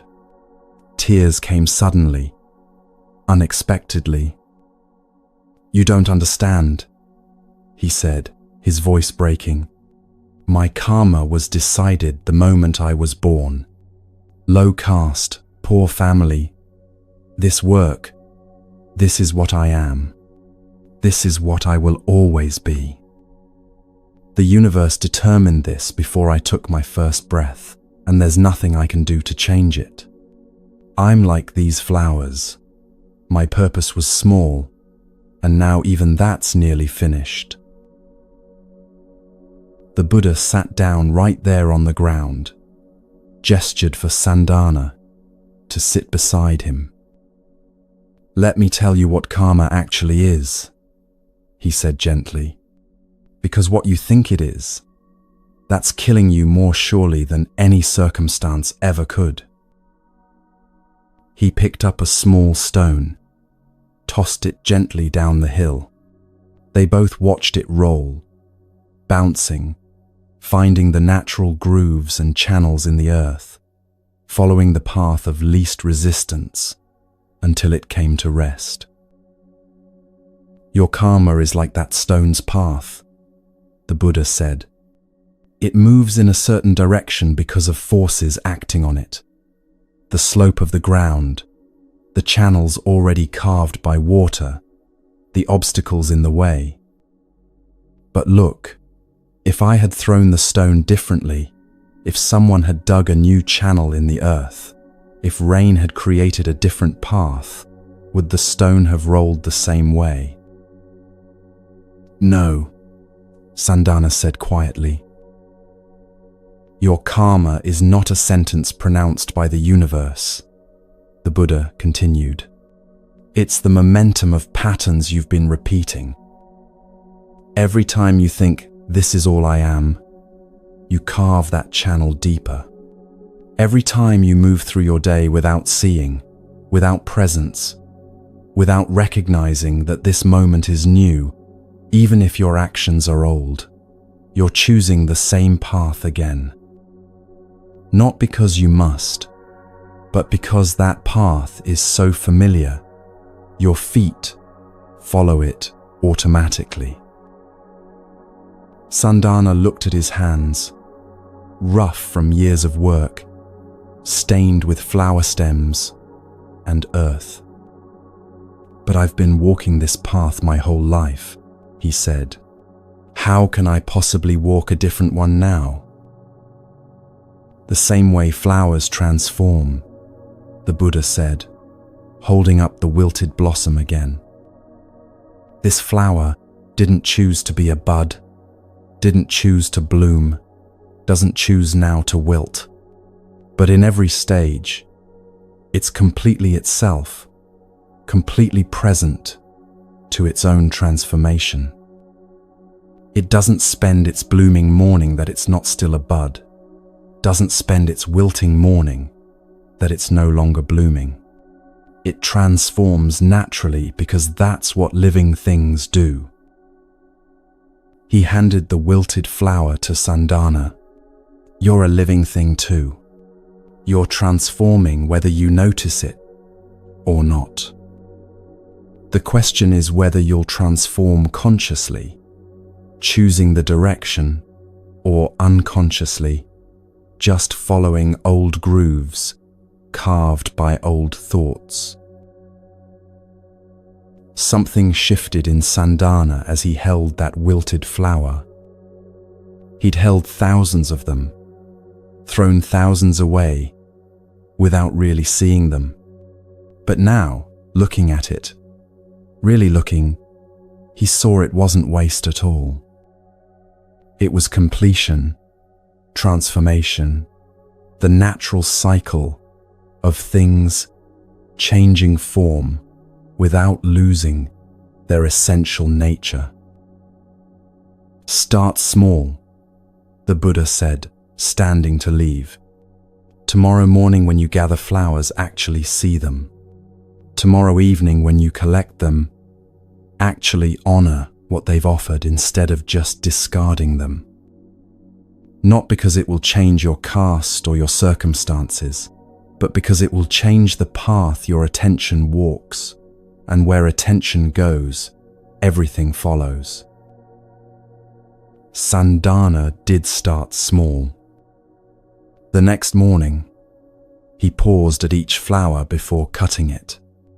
He noticed the way the lotus held water in its petals, how the jasmine's fragrance shifted as sun touched it, the precise geometry of each marigold's petals. Just noticing, just being present with what was actually there, instead of moving through the routine half asleep, as he'd done for years. That evening, instead of throwing the wilted flowers directly in the trash, he began composting them carefully. He created a small area in the corner of the garden where wilted flowers would slowly become soil, feeding next season's blooms. The task took no more time than throwing them away, but his attention had completely changed. He was present with the transformation instead of just discarding it. These seem like tiny changes, noticing flowers, composting instead of trashing. But something profound was shifting in Sandana's daily experience. When the thought arose, "I'm just a low-caste florist," instead of believing it automatically, he would pause and ask, "Is that thought true right now, in this moment, or is it just an old groove my mind follows?" When he felt the urge to move through his work automatically, he would bring his attention back deliberately.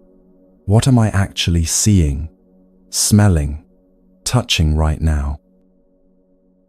Over weeks, then months, these small redirections of attention accumulated. He started noticing which plants thrived in shade versus sun, which soil mixtures produced the healthiest blooms, which flowers could be propagated and which couldn't. He began experimenting, not because anyone asked him to, but because his attention was now actually present with the work. Children from the neighborhood would watch him tending the garden, and he started showing them what he'd learned. Not teaching formally, just sharing when they asked questions. This one needs more water. This one will bloom next week if we're patient. This one's seeds can grow into next year's garden. More children came, then their parents, asking advice about their own small gardens. The household noticed his increased care and gave him more responsibility. Other wealthy families asked for his guidance. Within 2 years, Sandana was known not as just a florist, but as someone with genuine knowledge, real skill, wisdom about growth and transformation that went far beyond arranging offerings. But more than any external change, something internal had transformed completely. He no longer moved through his days feeling finished, used up, trapped by predetermined fate. He'd discovered that his karma, his conditioning, his patterns, the grooves his mind habitually followed, wasn't fixed destiny at all. It was flowing water that could be redirected through attention, through choice, through the simple act of being present with his actual life, instead of lost in thoughts about how his life should have been different. This is what the Buddha meant by karma. Not some cosmic scoreboard tallying good deeds and bad deeds, rewarding and punishing from on high. Not some predetermined fate sealed at birth that you're powerless to change. Just the simple recognition that you're conditioning yourself constantly through what you think, what you say, what you do, and especially through what you pay attention to. Every time you respond to criticism with anger, you're conditioning yourself toward anger. Do it 1,000 times, and anger becomes automatic. Every time you respond to uncertainty with anxiety, you're conditioning yourself toward anxiety. Do it 1,000 times, and anxiety becomes your default state. Every time you move through your day without presence, you're conditioning yourself toward absence. Do it for years, and you become like Sandana was, alive but not living, going through motions without actually experiencing your own life. But the opposite is equally true. Every time you pause when anger arises and choose not to act on it, you're weakening that conditioning. Every time you notice anxiety and stay present, instead of spiraling into worst-case scenarios, you're creating new patterns. Every time you bring your full attention to this moment instead of half living through it while your mind is somewhere else, you're training yourself toward presence. Do this enough times, not perfectly, just consistently, and you discover what Sandana discovered. You're not trapped by your past patterns. They're strong, yes, worn deep like water channels in earth, but they're not stone. They're flowing water, and flowing water can find new channels when you're patient enough to dig them. There's a second misunderstanding about karma that's equally harmful.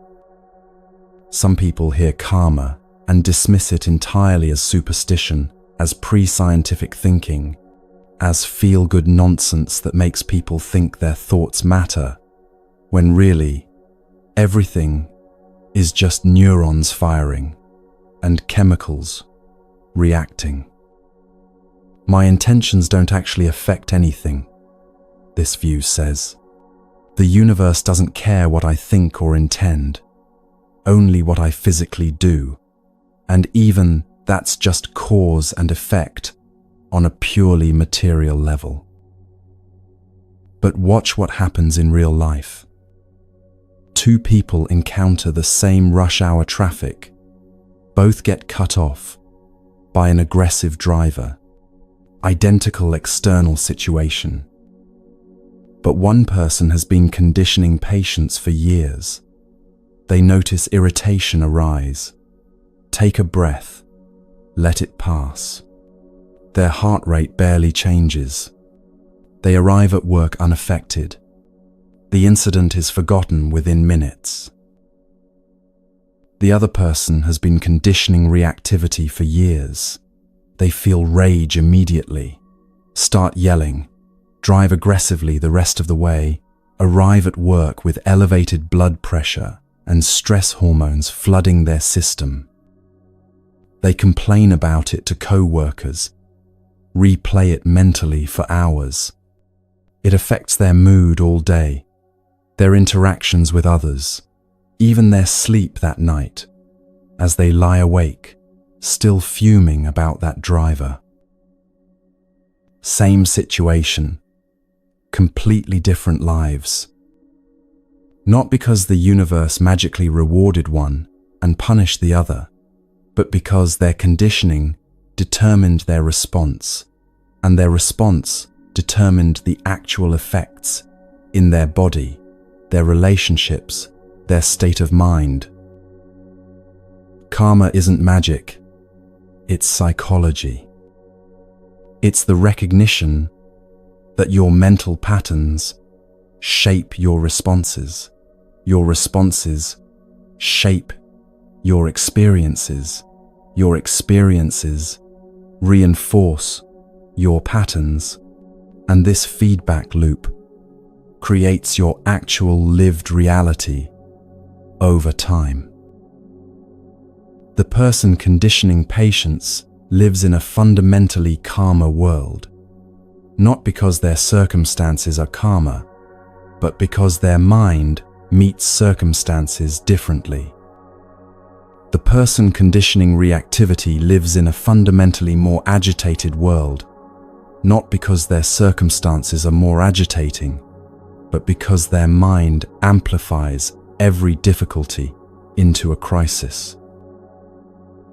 Your conditioning is your karma, and your karma is not destiny. It's simply momentum.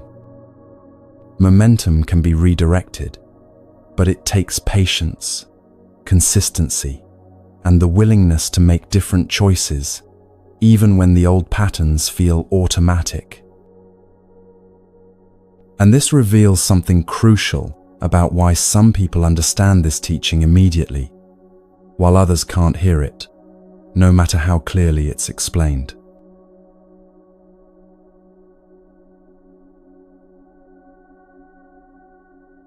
There's an old story about a king who wanted to understand something about truth and perception.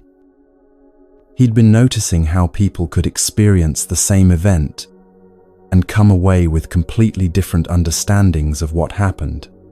Each person absolutely certain they were right, and everyone else was confused or lying. So he gathered a group of men who'd been blind since birth, men who'd never seen anything with their eyes, who knew the world only through touch and sound and smell. He brought them to the palace courtyard, where an elephant stood waiting, and he asked each man to approach the elephant and describe what they found. The first man walked forward carefully, hands outstretched, until his fingers met something solid and smooth and slightly curved. He ran his hands along the surface, feeling its shape, its cool temperature, the way it felt like polished stone but with some give to it. An elephant, he announced with certainty, is like a wall, flat, solid, immovable, clearly built for protection and strength. The second man approached from a different angle, and his hands found something completely different. Long, flexible, muscular, moving independently, able to grasp and release. He explored it thoroughly, feeling how it could coil and extend, how strong it was despite its flexibility. "No," he said firmly, "an elephant is like a snake. Long, powerful, able to move and grip. Clearly, a creature of flexibility and reach." The third man's hands landed on something sharp and smooth and curved to a point. He traced its length carefully, feeling how solid it was, how it tapered to a dangerous tip, how it was clearly designed as a weapon. "You're both wrong," he declared. "An elephant is like a spear, hard, sharp, obviously meant for piercing and defense." The fourth man found something thin and flexible, almost rope-like, hanging and swaying. He tugged it gently, felt how it moved freely, how it seemed almost insignificant compared to what he'd expected. "None of you understand," he said with frustration.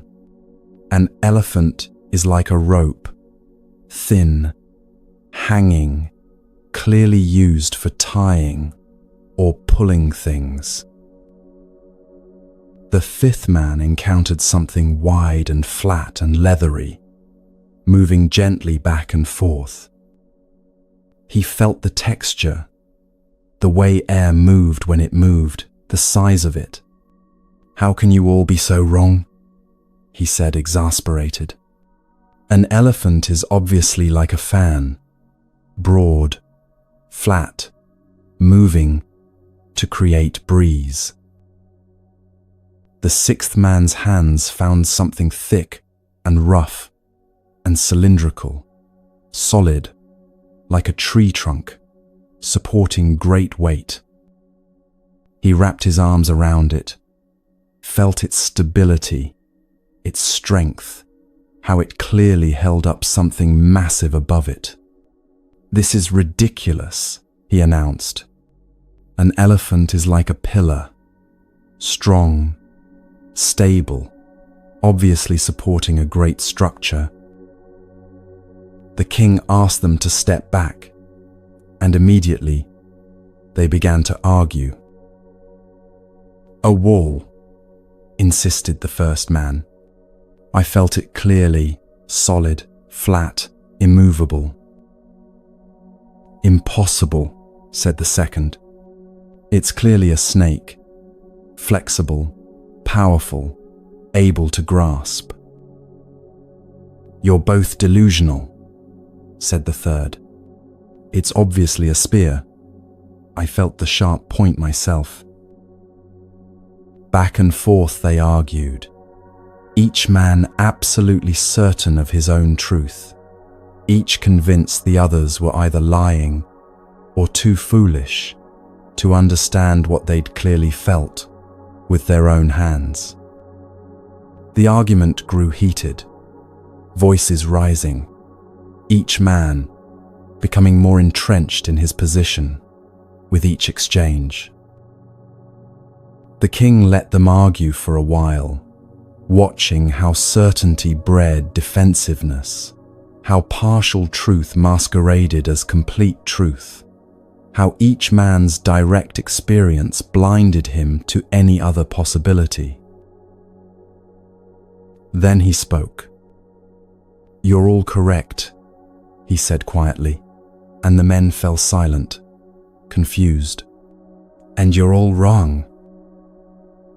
He explained what each had touched: the side like a wall, the trunk like a snake, the tusk like a spear, the tail like a rope, the ear like a fan, the leg like a pillar. Each man had encountered genuine truth. Each had accurately described what he'd experienced. But each had taken his partial truth and declared it the whole truth, had taken his limited contact and proclaimed complete understanding. None of them were lying. None of them were stupid.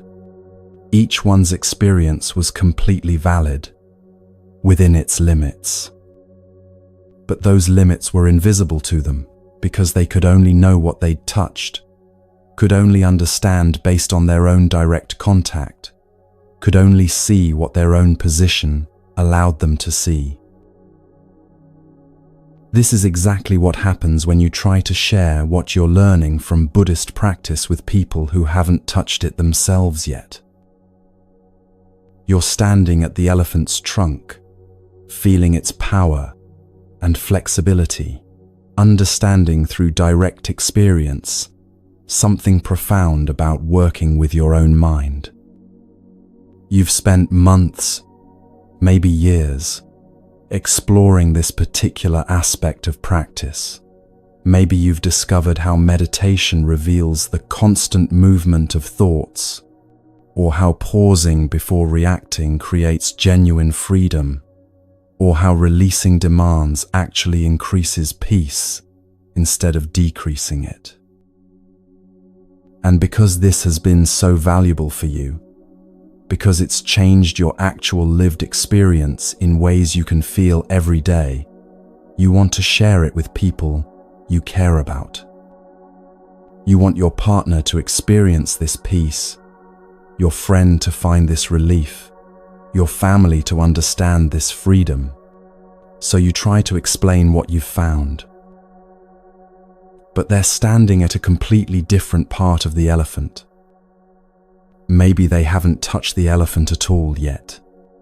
Maybe they've touched a different part and concluded something entirely different. Maybe they're not even in the courtyard yet.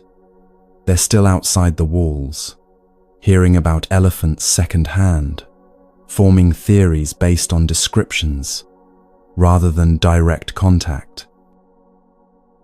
So when you try to explain what you've found, it doesn't land. Or worse, it lands wrong. They hear your words through their own framework, their own understanding, their own position relative to the elephant, and what they hear is completely different from what you meant.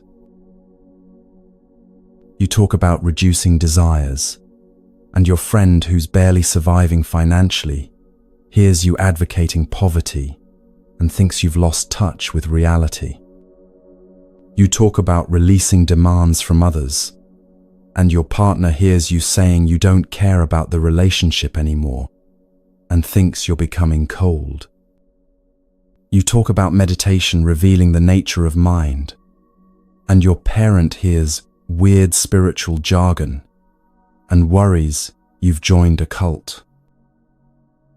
This isn't because they're stupid or because you're explaining it wrong.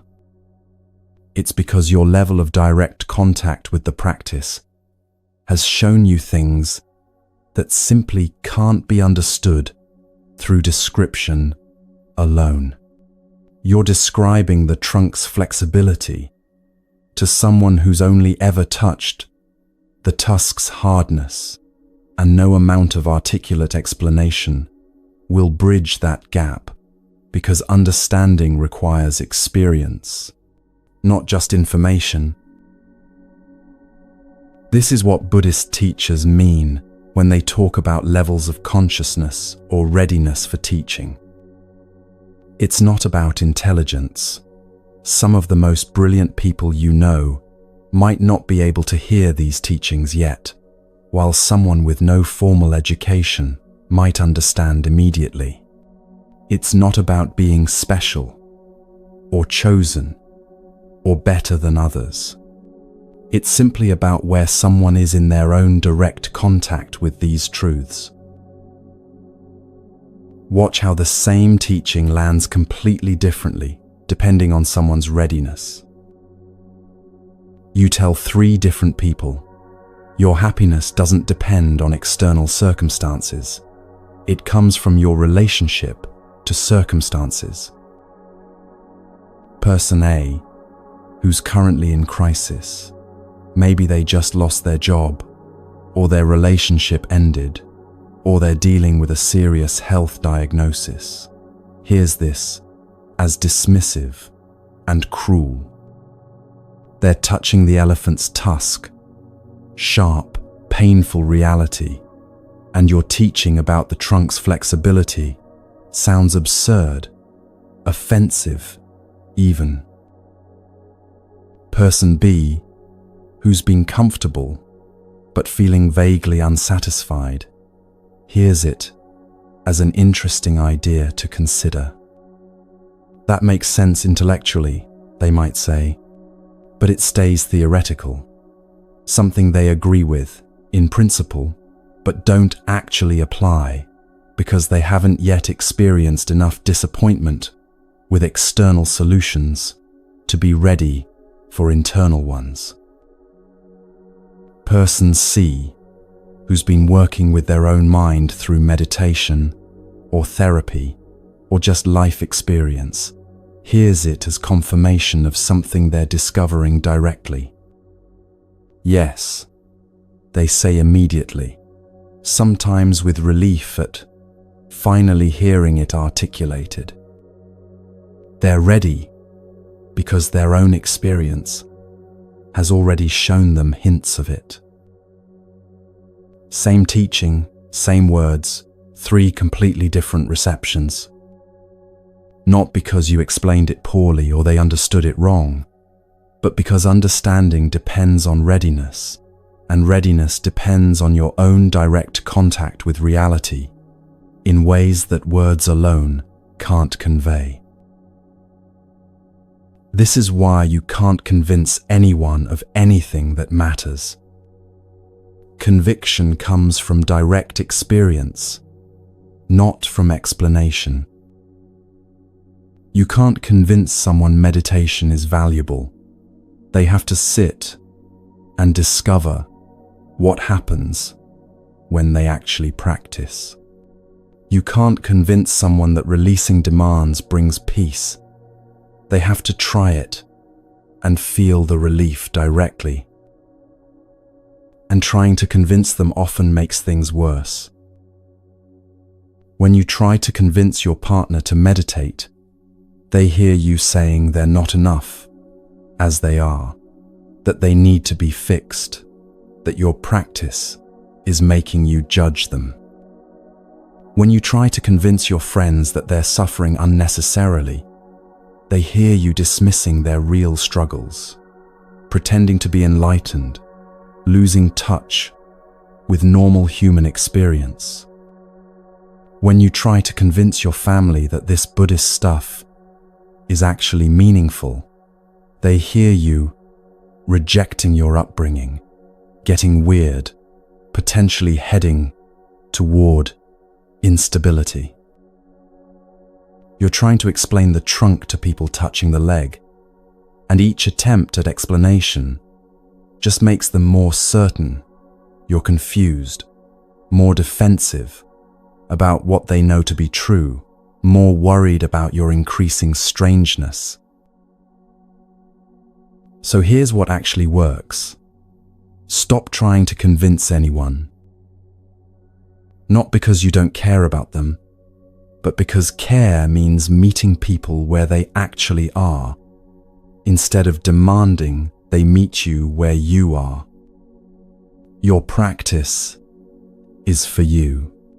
The peace you're finding, the freedom you're developing, the clarity you're cultivating, that's yours.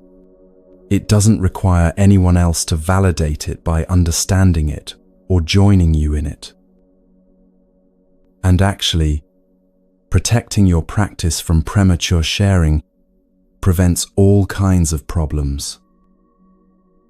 When you keep quiet about what you're discovering, you don't have to defend insights that are still forming. You don't have to watch people you love misunderstand things that matter to you. You don't have to navigate the weird social dynamics that emerge when you start talking about consciousness and meditation while everyone else is talking about normal concerns. You don't have to manage others' worry that you're changing in ways that might leave them behind.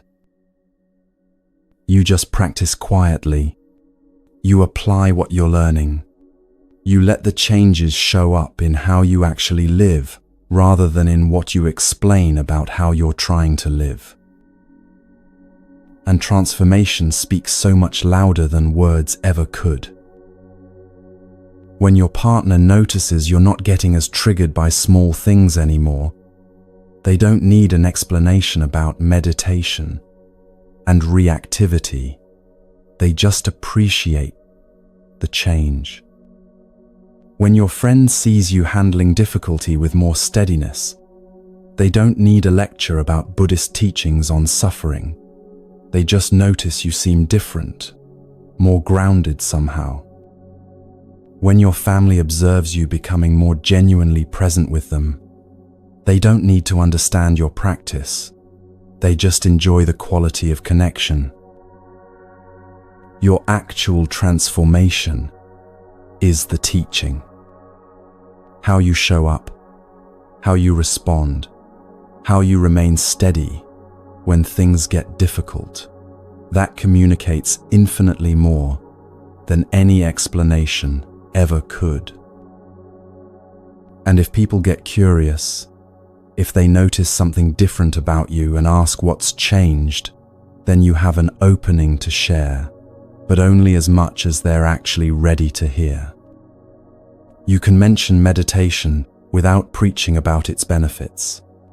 You can talk about what you're learning without insisting they should learn it too.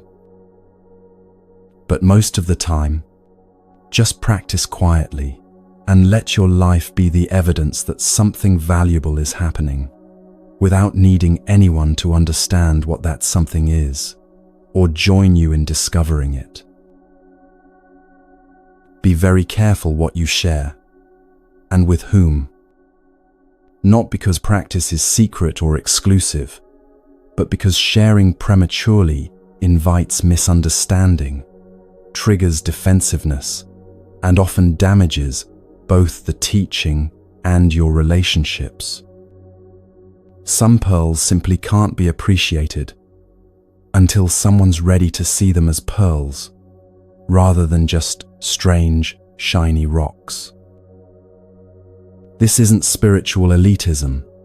It's simple recognition that the blind man at the tusk cannot understand what you're describing about the trunk until he walks around the elephant and touches it himself. No amount of explanation bridges that gap. Only his own movement, his own curiosity, his own willingness to explore can reveal what you're talking about. So don't waste your energy trying to convince him the elephant is flexible when all he's ever felt is hardness. Just let him discover in his own time what the elephant actually is. And trust that if this practice is genuinely transforming you, people will notice the transformation itself long before they understand the practice that created it. So how do you actually practice in daily life without becoming weird?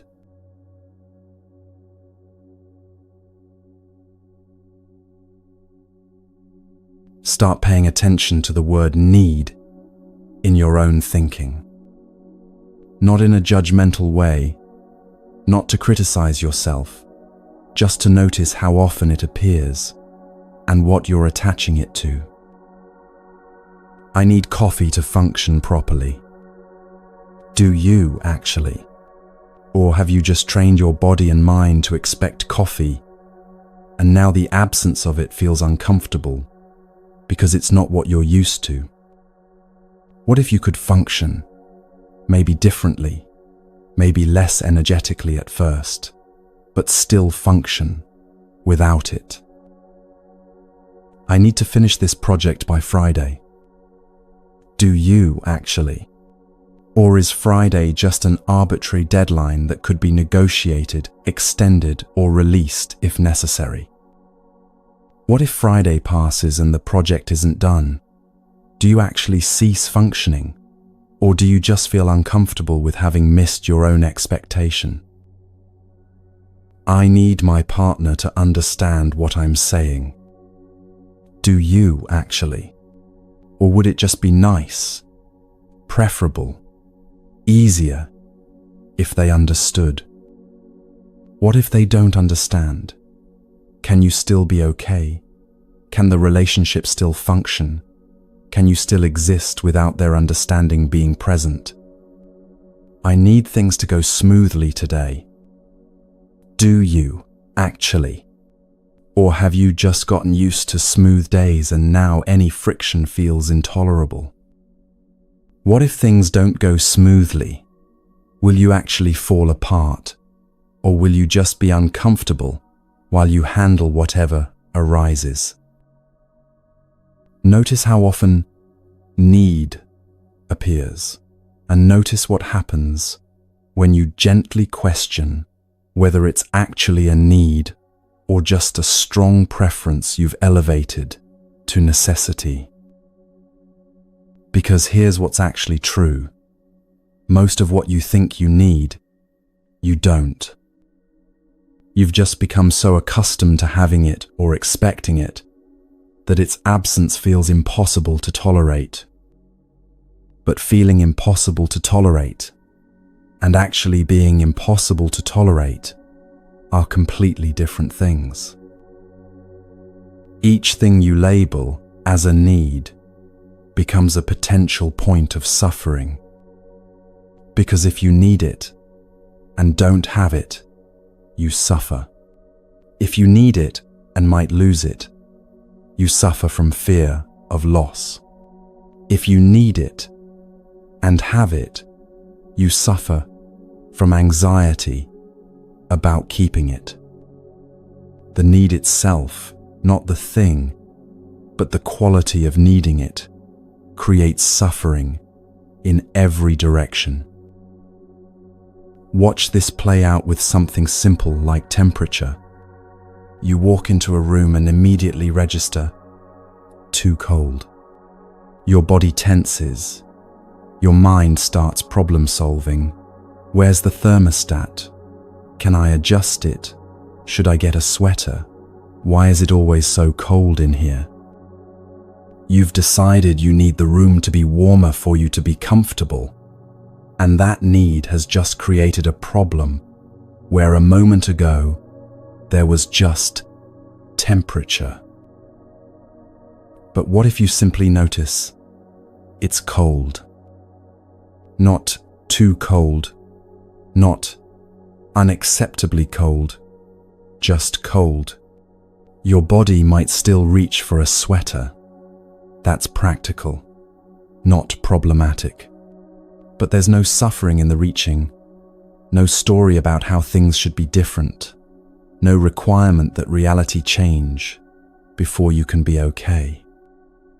You're just responding to cold with appropriate action, without adding the layer of needing it to be different before you can be present. Or watch it with people's responses to you. You say something in a meeting and nobody responds.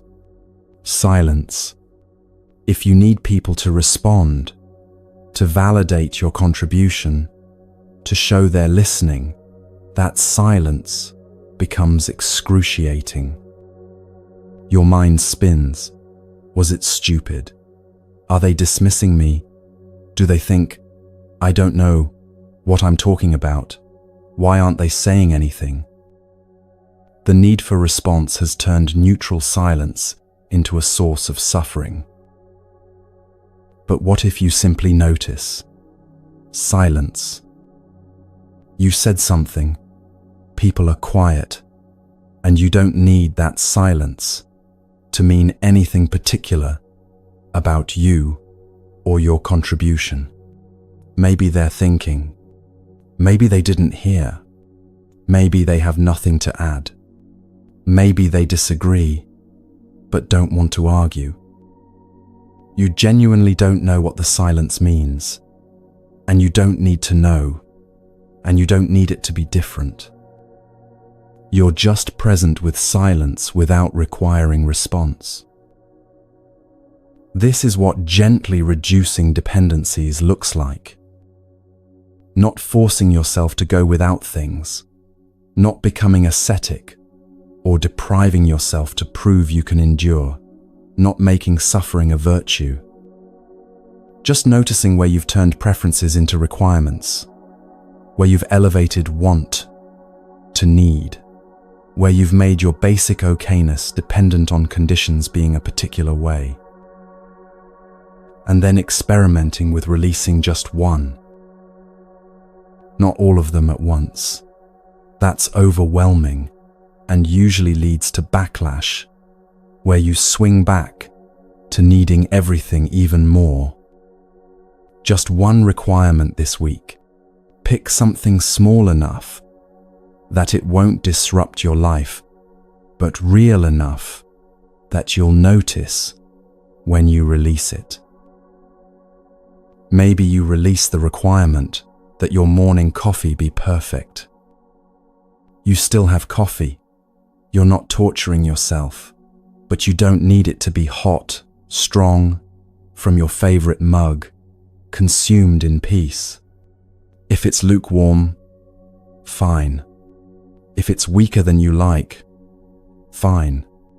If you have to drink it while rushing around, fine. You're releasing the requirement that conditions be ideal, just noticing what it's like to have coffee under whatever conditions are actually present. Or maybe you release the requirement that people respond to your messages quickly. You still send messages, still hope for responses, but you don't need them to come within an hour, or a day, or even a week. When someone takes time to respond, you don't make it mean they don't care, or they're avoiding you, or you're not important. You just notice they haven't responded yet. And you're okay anyway because you've released the requirement that their response timing determine your emotional state. Or maybe you release the requirement that your body feel good today. You still take care of it, still rest when tired, still eat when hungry, but you don't need to feel energetic, pain-free, comfortable in every moment. If your back aches, you notice back aching. If you're tired despite sleeping enough, you notice tiredness present. You respond practically.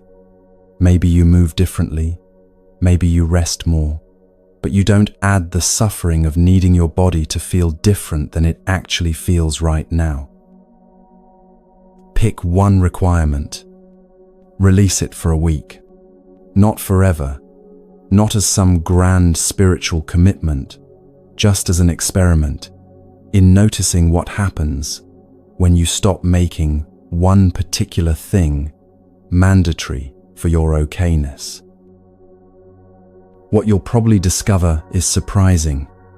You're fine without it. Not fine in the sense of loving the situation, or preferring it, or wanting it to continue, but fine in the sense that your fundamental being continues. Your basic okayness remains intact.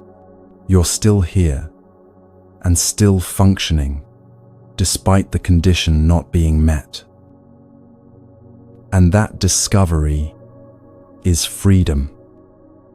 Because each requirement you release is one less thing that can cause you to suffer, one less condition that needs to be met for you to be okay, one less dependency making you vulnerable to circumstances beyond your control. There's a story from the Buddhist texts about a monk named Bakula that shows where this principle leads when you follow it all the way. Bakula lived for 160 years, and in all those years, 16 decades of being alive in a human body, he never experienced illness. Not once. Never felt pain significant enough to require medicine. Never had a headache. Never had digestive problems. Never experienced the aches and ailments that most people consider normal parts of having a body. This sounds impossible, like genetic luck, or exceptional circumstances, or an exaggerated story. But the Buddhist texts are clear about why Bakula enjoyed such perfect health. It wasn't genetics or circumstances. It was the result of 80 years of contentment practice. For 80 years, Bakula practiced needing nothing from his experience. Hot, cold, hungry, full, comfortable, uncomfortable, praised, blamed, succeeding, failing, none of it needed to be different than it was for him to be fundamentally okay. He wasn't trying to achieve perfect health. He wasn't practicing contentment in order to get something. He was simply releasing his requirements, one after another, until there was almost nothing he needed reality to provide for him to be at peace. And something remarkable happened in his body as a result. When you need so little, when your nervous system isn't constantly activated by requirements not being met, when you're not generating stress about conditions needing to be different, your body settles into a profound baseline calm. That calm, maintained over decades, apparently allowed Bakula's body to function with such ease that illness never arose. He wasn't superhuman. He wasn't special. He was just someone who'd released so many requirements that his system could finally rest. And in that rest, health maintained itself effortlessly in ways that seem miraculous to those of us who are constantly churning with needs and demands and conditions that must be met. Now, you're probably not going to live 160 years without illness just from releasing your requirement for perfect coffee. That's not the point of the story. The point is to show you the direction this practice moves, toward more ease, more freedom, more capacity to be okay regardless of circumstances. Bakula represents what becomes possible when you follow this principle all the way. You're just taking the first steps in that direction by noticing and releasing one requirement at a time. And even those first steps change something fundamental in your daily experience.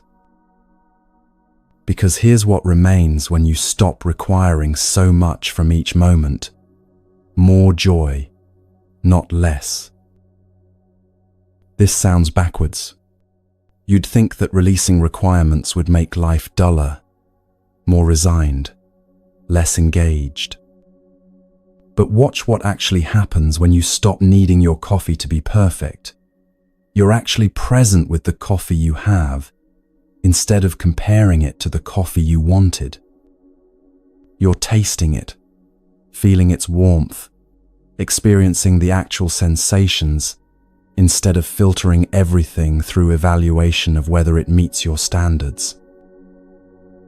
When you stop needing people to respond immediately, you're actually free to focus on whatever you're doing, instead of constantly checking for their response.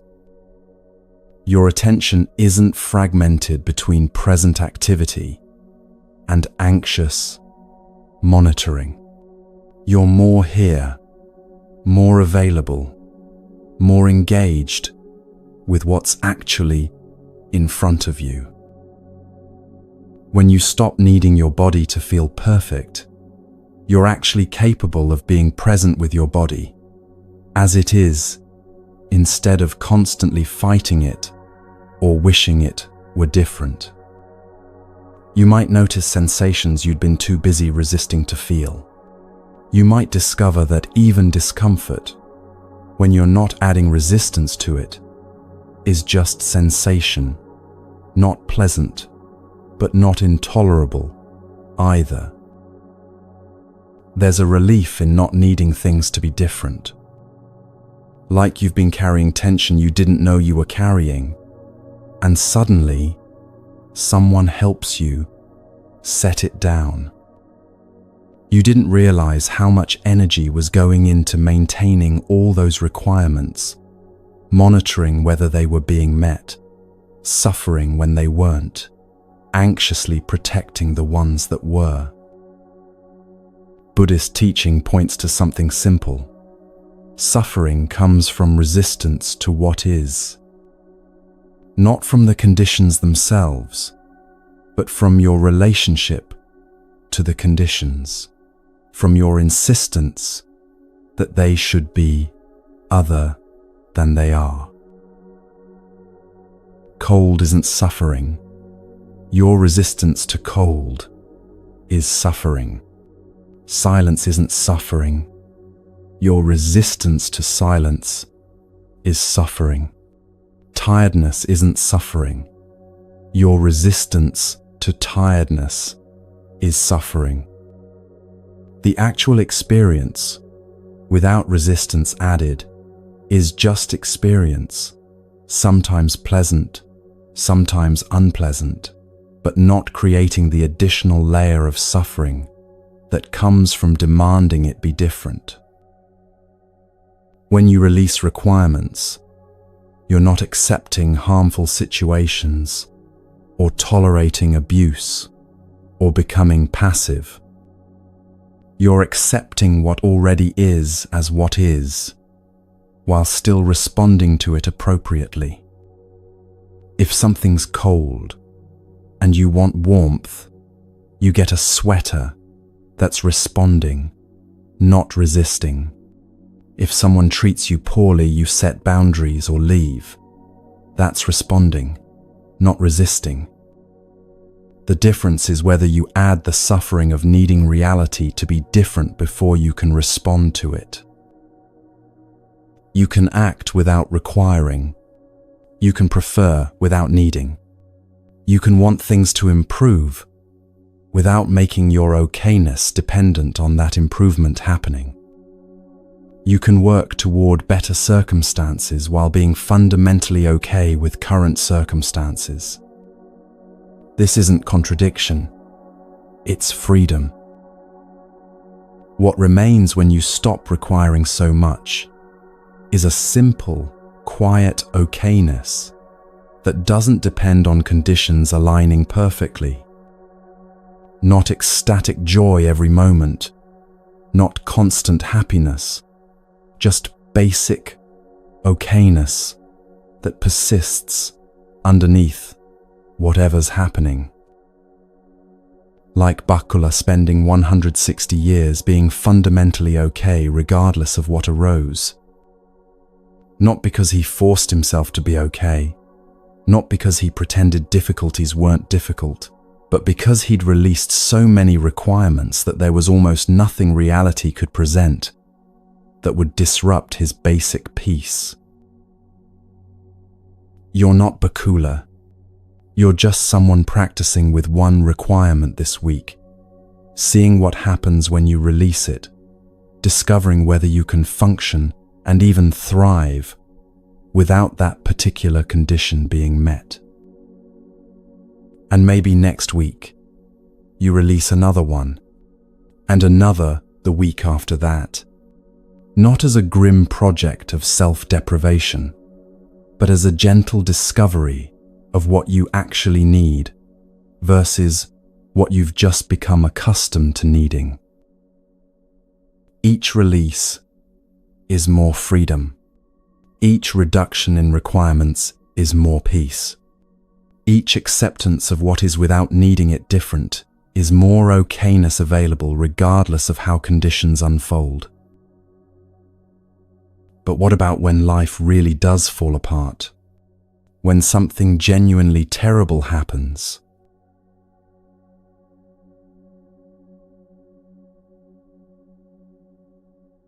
There's a story from the Buddhist texts about a woman named Patakara that carries more grief than most people can imagine, experiencing in an entire lifetime. Patakara had been born into a wealthy family, but she'd fallen in love with a servant in her household, someone her parents would never approve of, someone far below her social status.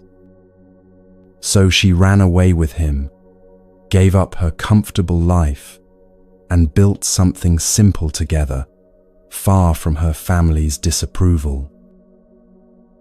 She became pregnant, and as the pregnancy advanced, she felt increasingly afraid.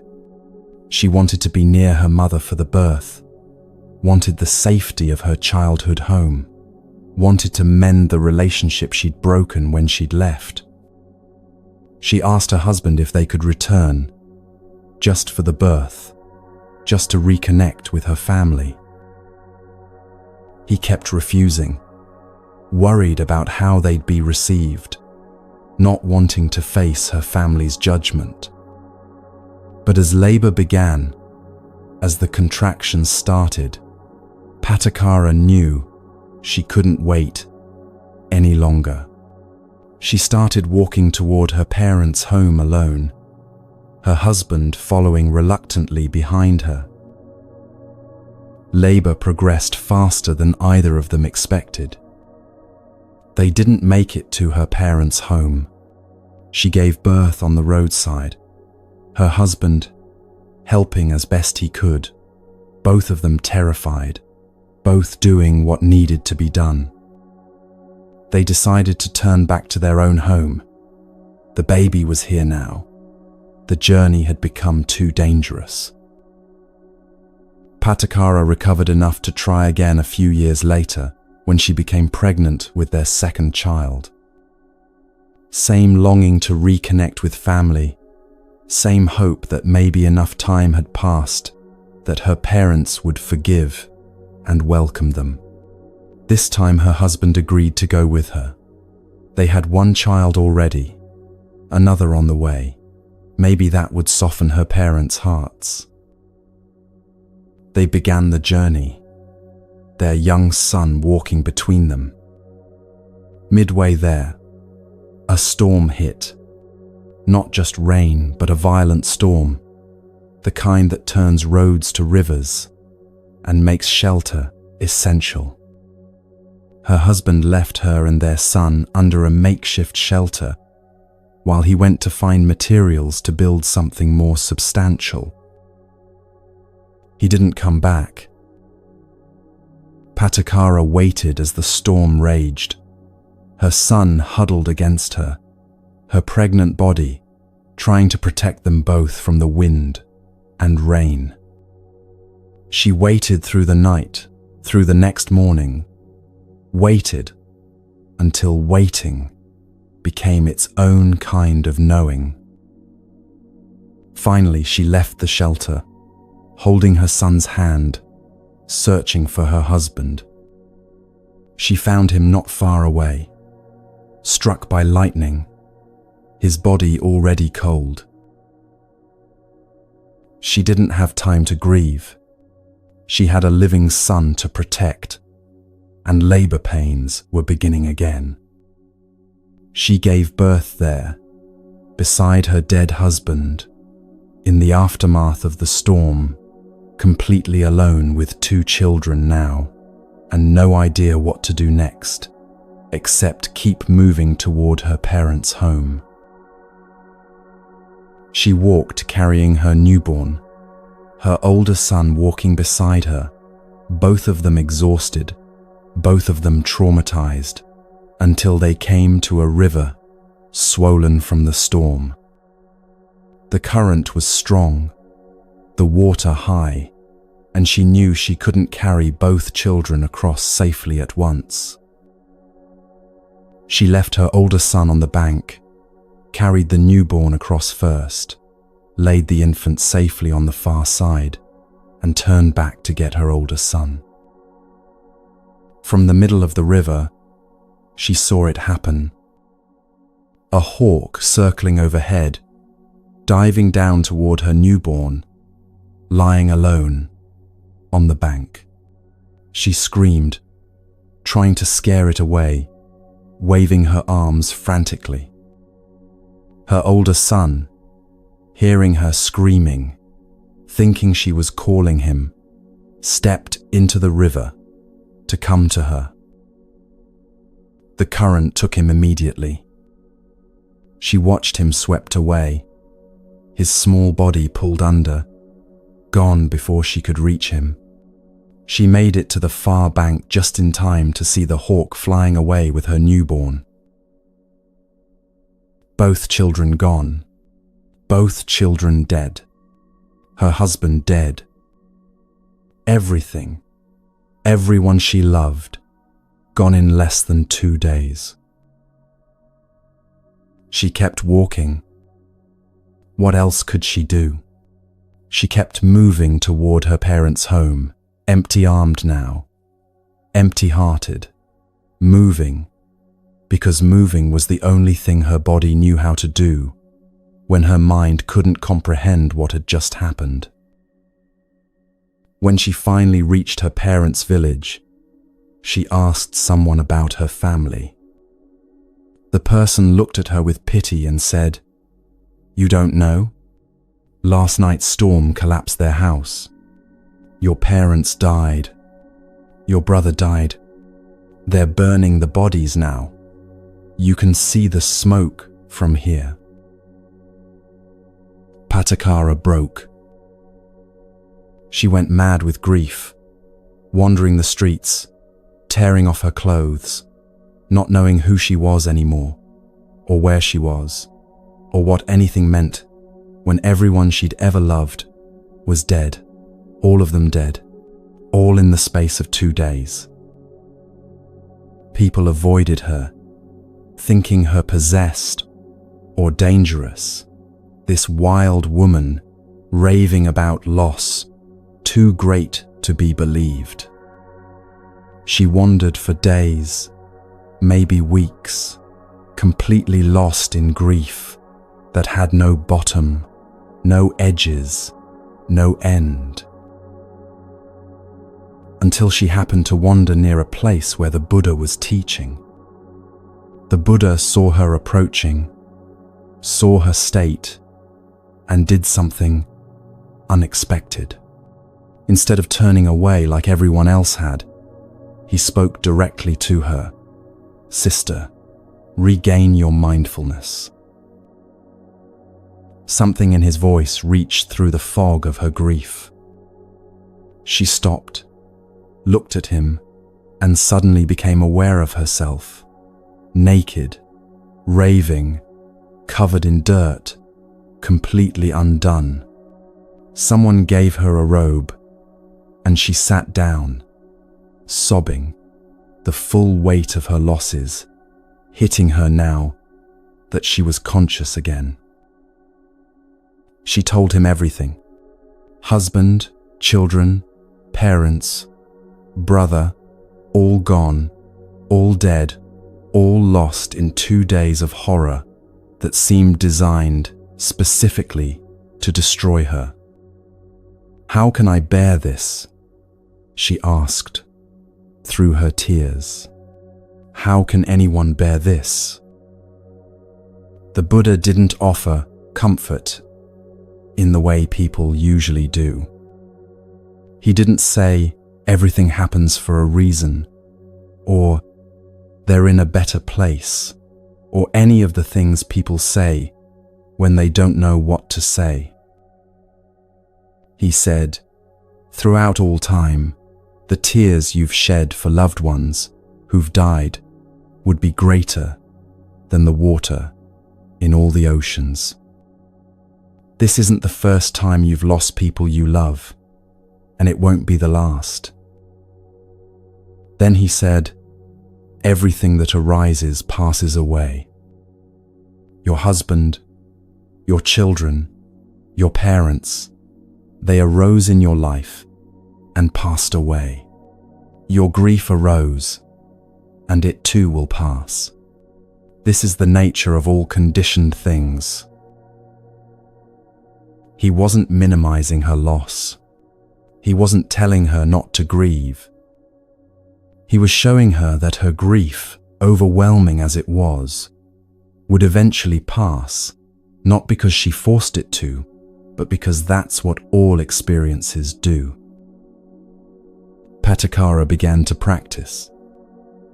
Not to escape her grief, not to bypass her pain, but to be present with it, without being destroyed by it. She sat with her losses, let herself feel the full weight of what had happened. But she also started noticing that grief moved in waves. It arose, peaked, subsided, arose again.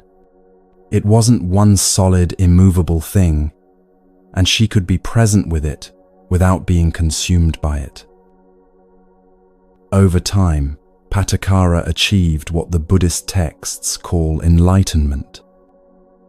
Not because she stopped feeling pain, but because she'd discovered something unshakable underneath all the pain, a capacity to be present with whatever arose without being destroyed by it. She became a teacher herself, particularly for women who'd experienced loss. She could sit with their grief without trying to fix it, because she knew from direct experience that the deepest pain doesn't destroy you if you can stay present with it instead of being swept away by it. This is what Buddhist practice is actually for. Not for making your life comfortable or ensuring nothing bad happens. It's for building something in you that can't be shaken even when everything else is shaking, even when your entire life falls apart, even when you face losses that seem unbearable. Because life will fall apart sometimes. Not in most people's lives will it fall apart the way it did for Patakara. Her story is extreme, devastating, the kind of accumulated loss that seems almost impossible. But everyone faces their own version of things crumbling. You get sick, not just a cold, but something serious, something that changes your body permanently. Your relationship ends in betrayal, or bitterness, or simply the slow death of connection that leaves you more alone than you ever expected to be. Someone you love dies, and the hole they leave is so big, you can't imagine how you'll ever live around it. The economy collapses, and the security you built over decades disappears. Your career dead ends or becomes obsolete, and you have to start over when starting over feels impossible. Your body ages in ways that frighten you, losing strength and sharpness and the easy functioning you took for granted. Your dreams for your life become clearly unreachable, and you have to grieve who you thought you'd become. The practice isn't about preventing these things. It can't. It's about whether you can maintain some core of stability when everything else is chaos, whether you can still choose your response when circumstances are overwhelming. This isn't about pretending it doesn't hurt. Patakara's grief was real, devastating, appropriate to what she'd lost. The practice didn't make her stop feeling it. It gave her a way to be with it that didn't add additional layers of suffering on top of unavoidable pain. Can you feel devastating loss without also demanding that reality be different? Can you experience physical pain without adding the suffering of resenting your body for hurting? Can you watch your dreams die without adding the suffering of believing you're a failure? Can you face genuine catastrophe while still maintaining some capacity to respond rather than just react? That's what the practice builds toward. Not immunity from difficulty, but a capacity to be present with difficulty without being destroyed by it. Think of a tree in a storm. The tree with shallow roots gets torn up, thrown down, destroyed by winds. It has no way to withstand. But the tree with deep roots bends in the storm, sometimes dramatically, sometimes frighteningly far, but it doesn't break. The roots hold it steady, even while everything above ground is being whipped around by forces beyond its control. The practice is growing roots. Not roots in circumstances. Those will always shift. Not roots in other people. They'll change, leave, die. not roots in your body. It will age, sicken, fail, eventually. Roots in something deeper, something that remains stable, regardless of the storm raging above ground. Every time you sit in meditation, even when you don't feel like it, you're growing roots. Every time you stay present with discomfort, instead of immediately escaping it, you're growing roots. Every time you release a demand that reality be different, you're growing roots. Every time you choose response over reaction, you're growing roots. Small moments, repeated consistently, building something that won't be visible until the storm comes, and you discover you can bend without breaking. This isn't about becoming numb or detached or pretending you don't care. Patakara cared deeply. The depth of her grief proved how much she'd loved.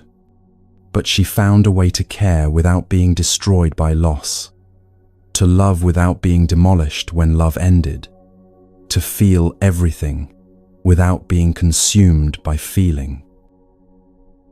That's what's possible when you build deep enough roots. Not that you won't feel pain. You will, sometimes unbearably. But underneath the pain, there's something steady, something that remains okay, even when nothing feels okay. Something that can't be shaken, no matter what shakes everything else. And building this requires understanding one final truth about time.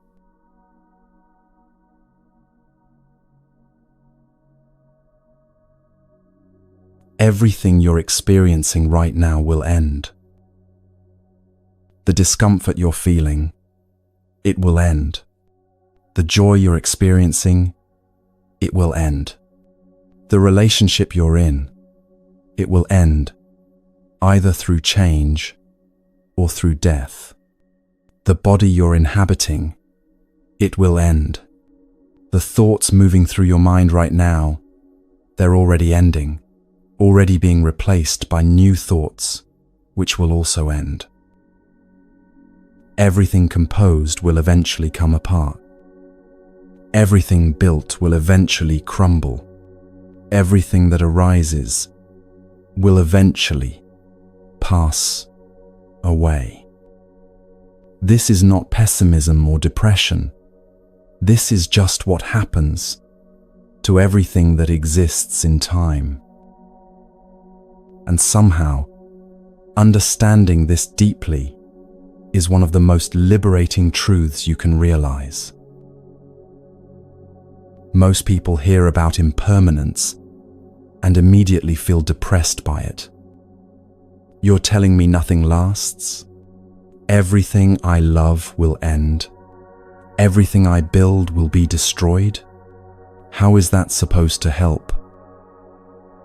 But watch what actually happens when you really understand impermanence, when you feel it in your bones rather than just thinking about it as a concept.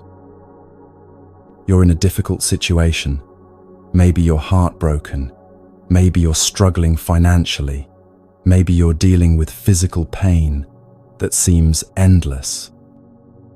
The suffering feels permanent, like this is just your life now, like there's no end in sight. But impermanence means this won't last. Not because you're going to fix it or escape it, but because nothing lasts. This situation will change, because change is what everything does. That's not false hope. It's just reality. Bad situations genuinely don't last, not because the universe is fair, but because impermanence applies to everything equally, including suffering. You're in a wonderful situation. Maybe you're in love. Maybe you've achieved something you've been working toward. Maybe you're experiencing joy and ease. Impermanence means this won't last either. But instead of that realization making you anxious, it actually lets you be more fully present with it. Because if you know this moment won't last, you can actually be here for it, instead of already worrying about losing it. You can enjoy it completely without needing to make it permanent, can appreciate it fully without grasping it desperately. Impermanence means you can enjoy without grasping and endure without despairing. When something good is happening, you don't need to clutch it, trying to make it stay. You can just be present with it because you understand it's already temporary. The enjoyment becomes fuller, cleaner, not contaminated by anxiety about preservation. When something bad is happening, you don't need to despair, as if this is your permanent reality. You can endure it because you understand it's already changing, already in the process of becoming something else. The suffering becomes bearable because you're not adding the suffering of believing it will last forever. Think about physical pain for a moment. When you're in pain and you believe it will never end, the pain becomes unbearable. But if you know it will pass, maybe not today, but eventually, suddenly, the pain becomes something you can be present with. Your relationship to it has completely transformed because you're no longer resisting its permanence. This is why impermanence is comforting rather than depressing, because it means you're never actually stuck. Nothing is ever truly permanent, and the situation that feels unbearable today genuinely won't be the situation forever. There's a story about a wealthy merchant who wanted to build something that would last. He'd made his fortune in trade, spent his life accumulating wealth, and now he wanted to create something permanent, something that would outlast him and prove that his life had mattered. So he decided to build a mansion unlike anything the region had ever seen. He hired the finest architects, the most skilled builders, craftsmen known throughout the land for their excellence. And he insisted on one thing: everything had to be made of teak. Teak was the most durable wood available, dense, resistant to rot, impervious to termites, able to withstand decades of weather without deteriorating. If he built everything from teak, the merchant reasoned, his mansion would stand for centuries, maybe millennia.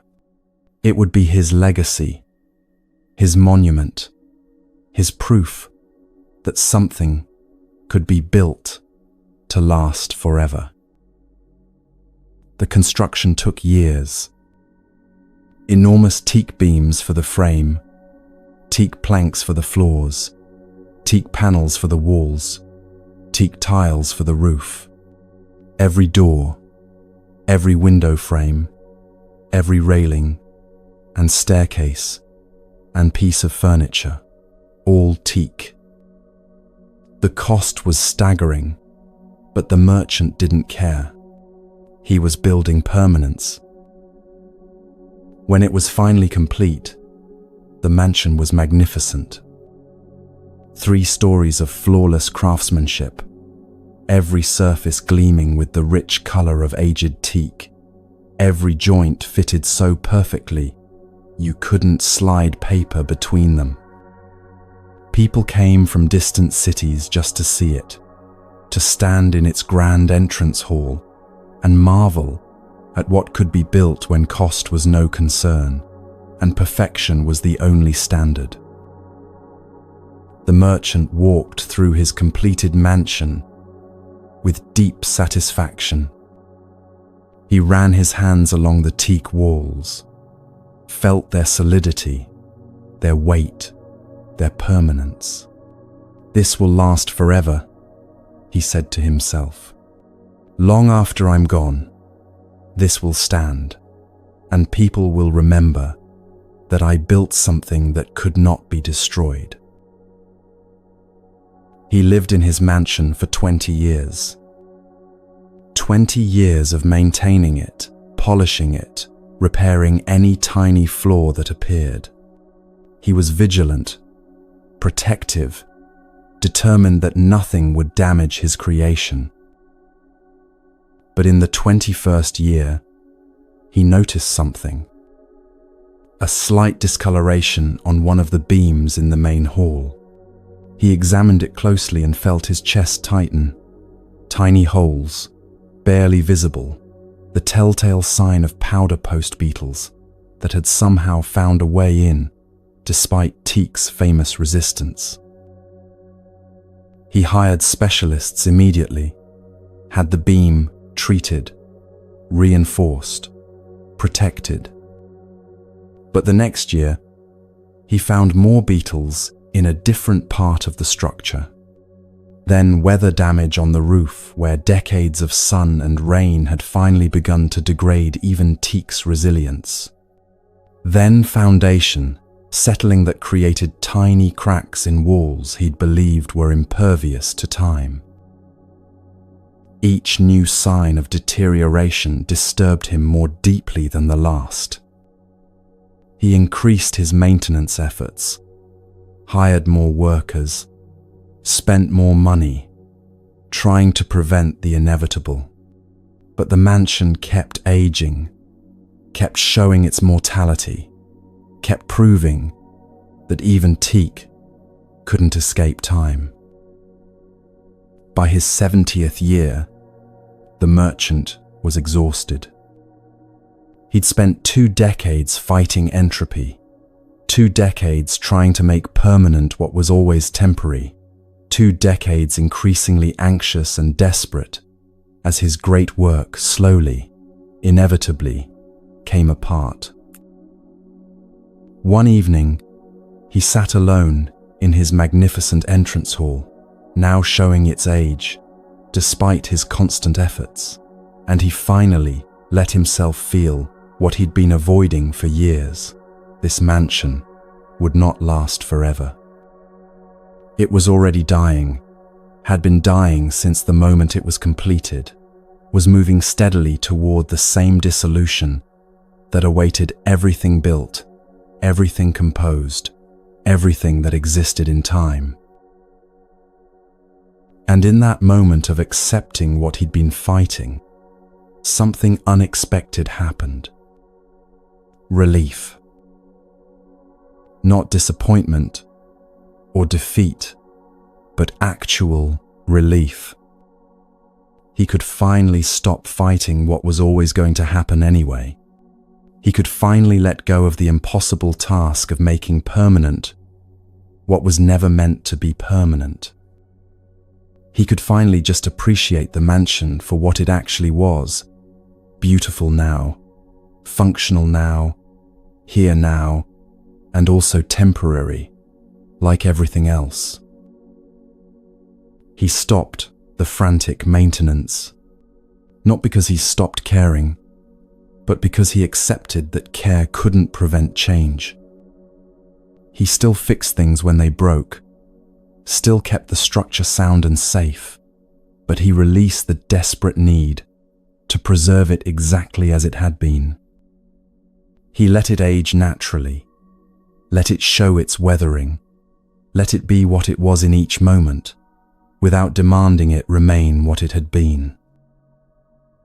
And somehow, in releasing his grip, he actually enjoyed the mansion more in his final years than he had when he was desperately trying to keep it perfect. He could walk through it with appreciation rather than anxiety, could see its beauty without constantly scanning for signs of decay, could be present with what was rather than worried about what was ending.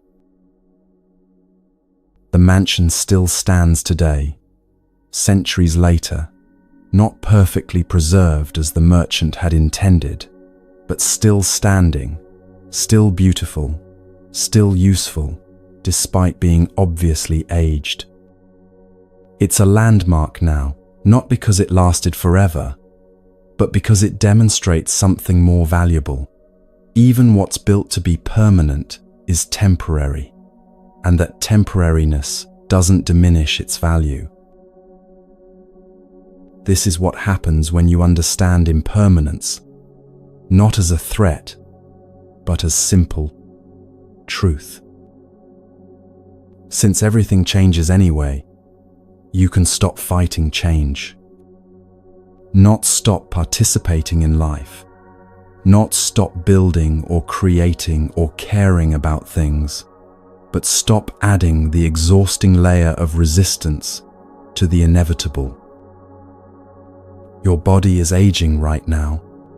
You can fight that, spending enormous energy trying to make your body stay exactly as it was, or you can accept that aging is what bodies do and care for your body appropriately, without desperate attempts to prevent what cannot be prevented. Your relationship is changing right now. You can fight that, demanding your partner stay exactly who they were when you met them. Or you can accept that people grow and change and be present with the relationship as it actually is today, rather than mourning how it used to be. Your circumstances are shifting right now. You can fight that, clinging desperately to circumstances you enjoy or resisting bitterly circumstances you don't. Or you can flow with change instead of against it, responding to what's actually present. Think of being in a river. You can fight the current, exhaust yourself swimming upstream, spend all your energy trying to stay exactly where you were. Or you can swim with the current, working with the flow rather than against it, moving in the direction everything's moving anyway, but with some agency about how you navigate that movement. This doesn't mean passive acceptance of everything. You still choose your responses, still act according to your values, still work to improve situations that can be improved. But you do all of that while understanding that everything is already in motion, already changing, already moving toward different forms, regardless of how tightly you try to hold things in place. Notice what's already changing right now in your direct experience. Your breath. Every breath arises, exists for a moment, and passes away. Your thoughts, each one appears, hangs in awareness briefly, and disappears to be replaced by another. Sensations in your body, that itch comes and goes, that ache shifts and changes, that feeling of warmth or coolness fluctuates constantly. Everything in your immediate experience is already in constant motion, already demonstrating impermanence directly.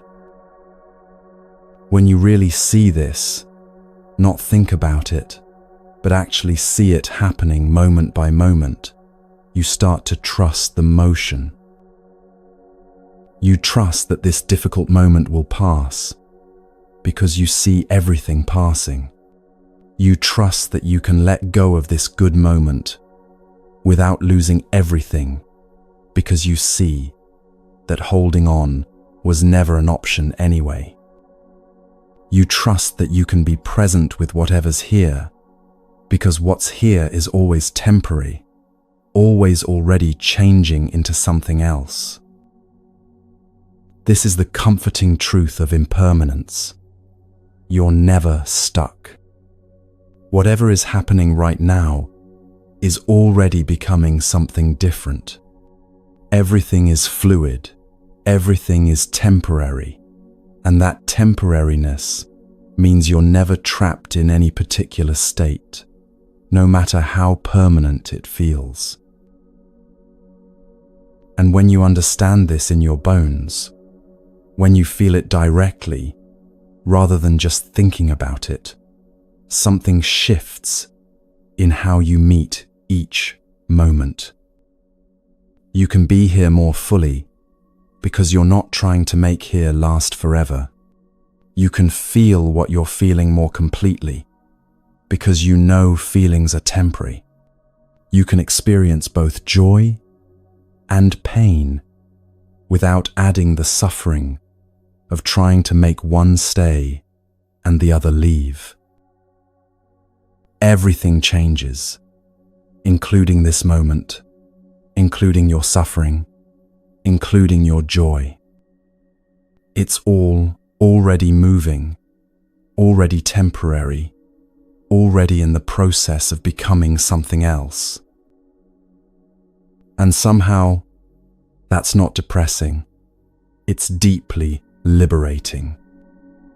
Because it means nothing is ever truly stuck, and the situation that feels unbearable today genuinely won't be the situation forever. So what does all this actually build? Where does this path lead?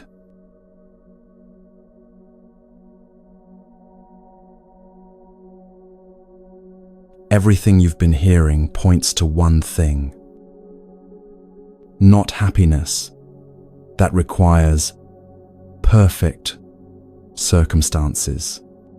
Not peace that depends on everything going your way. Not well-being that only exists when conditions align. But peace that remains regardless of circumstances. Happiness that doesn't require specific conditions to be met. Well-being that's available, whether your life is going smoothly or falling apart. This isn't because you stop caring about circumstances or become numb to difficulty. It's because you've found something stable underneath all the changing conditions, a fundamental okayness that doesn't depend on anything external being a particular way.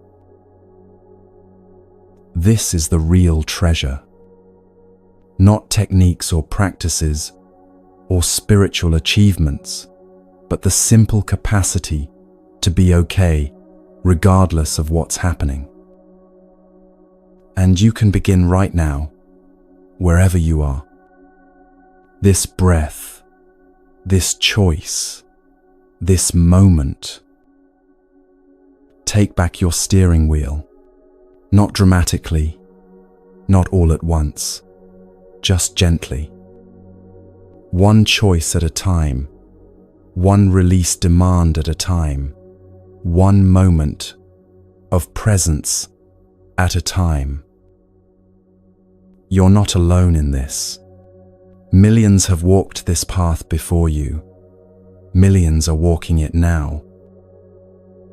The Buddha's final words to his students were simple. Be a lamp unto yourself. Don't look outside for what can only be found within. You take control of your mind. You create your peace. You discover what remains when you stop demanding so much from each moment. May you find the peace that nothing can disturb. May you discover the freedom that comes from needing less. May you know the relief of finally putting down what you were never meant to carry. The path is here. You're already on it. Just keep walking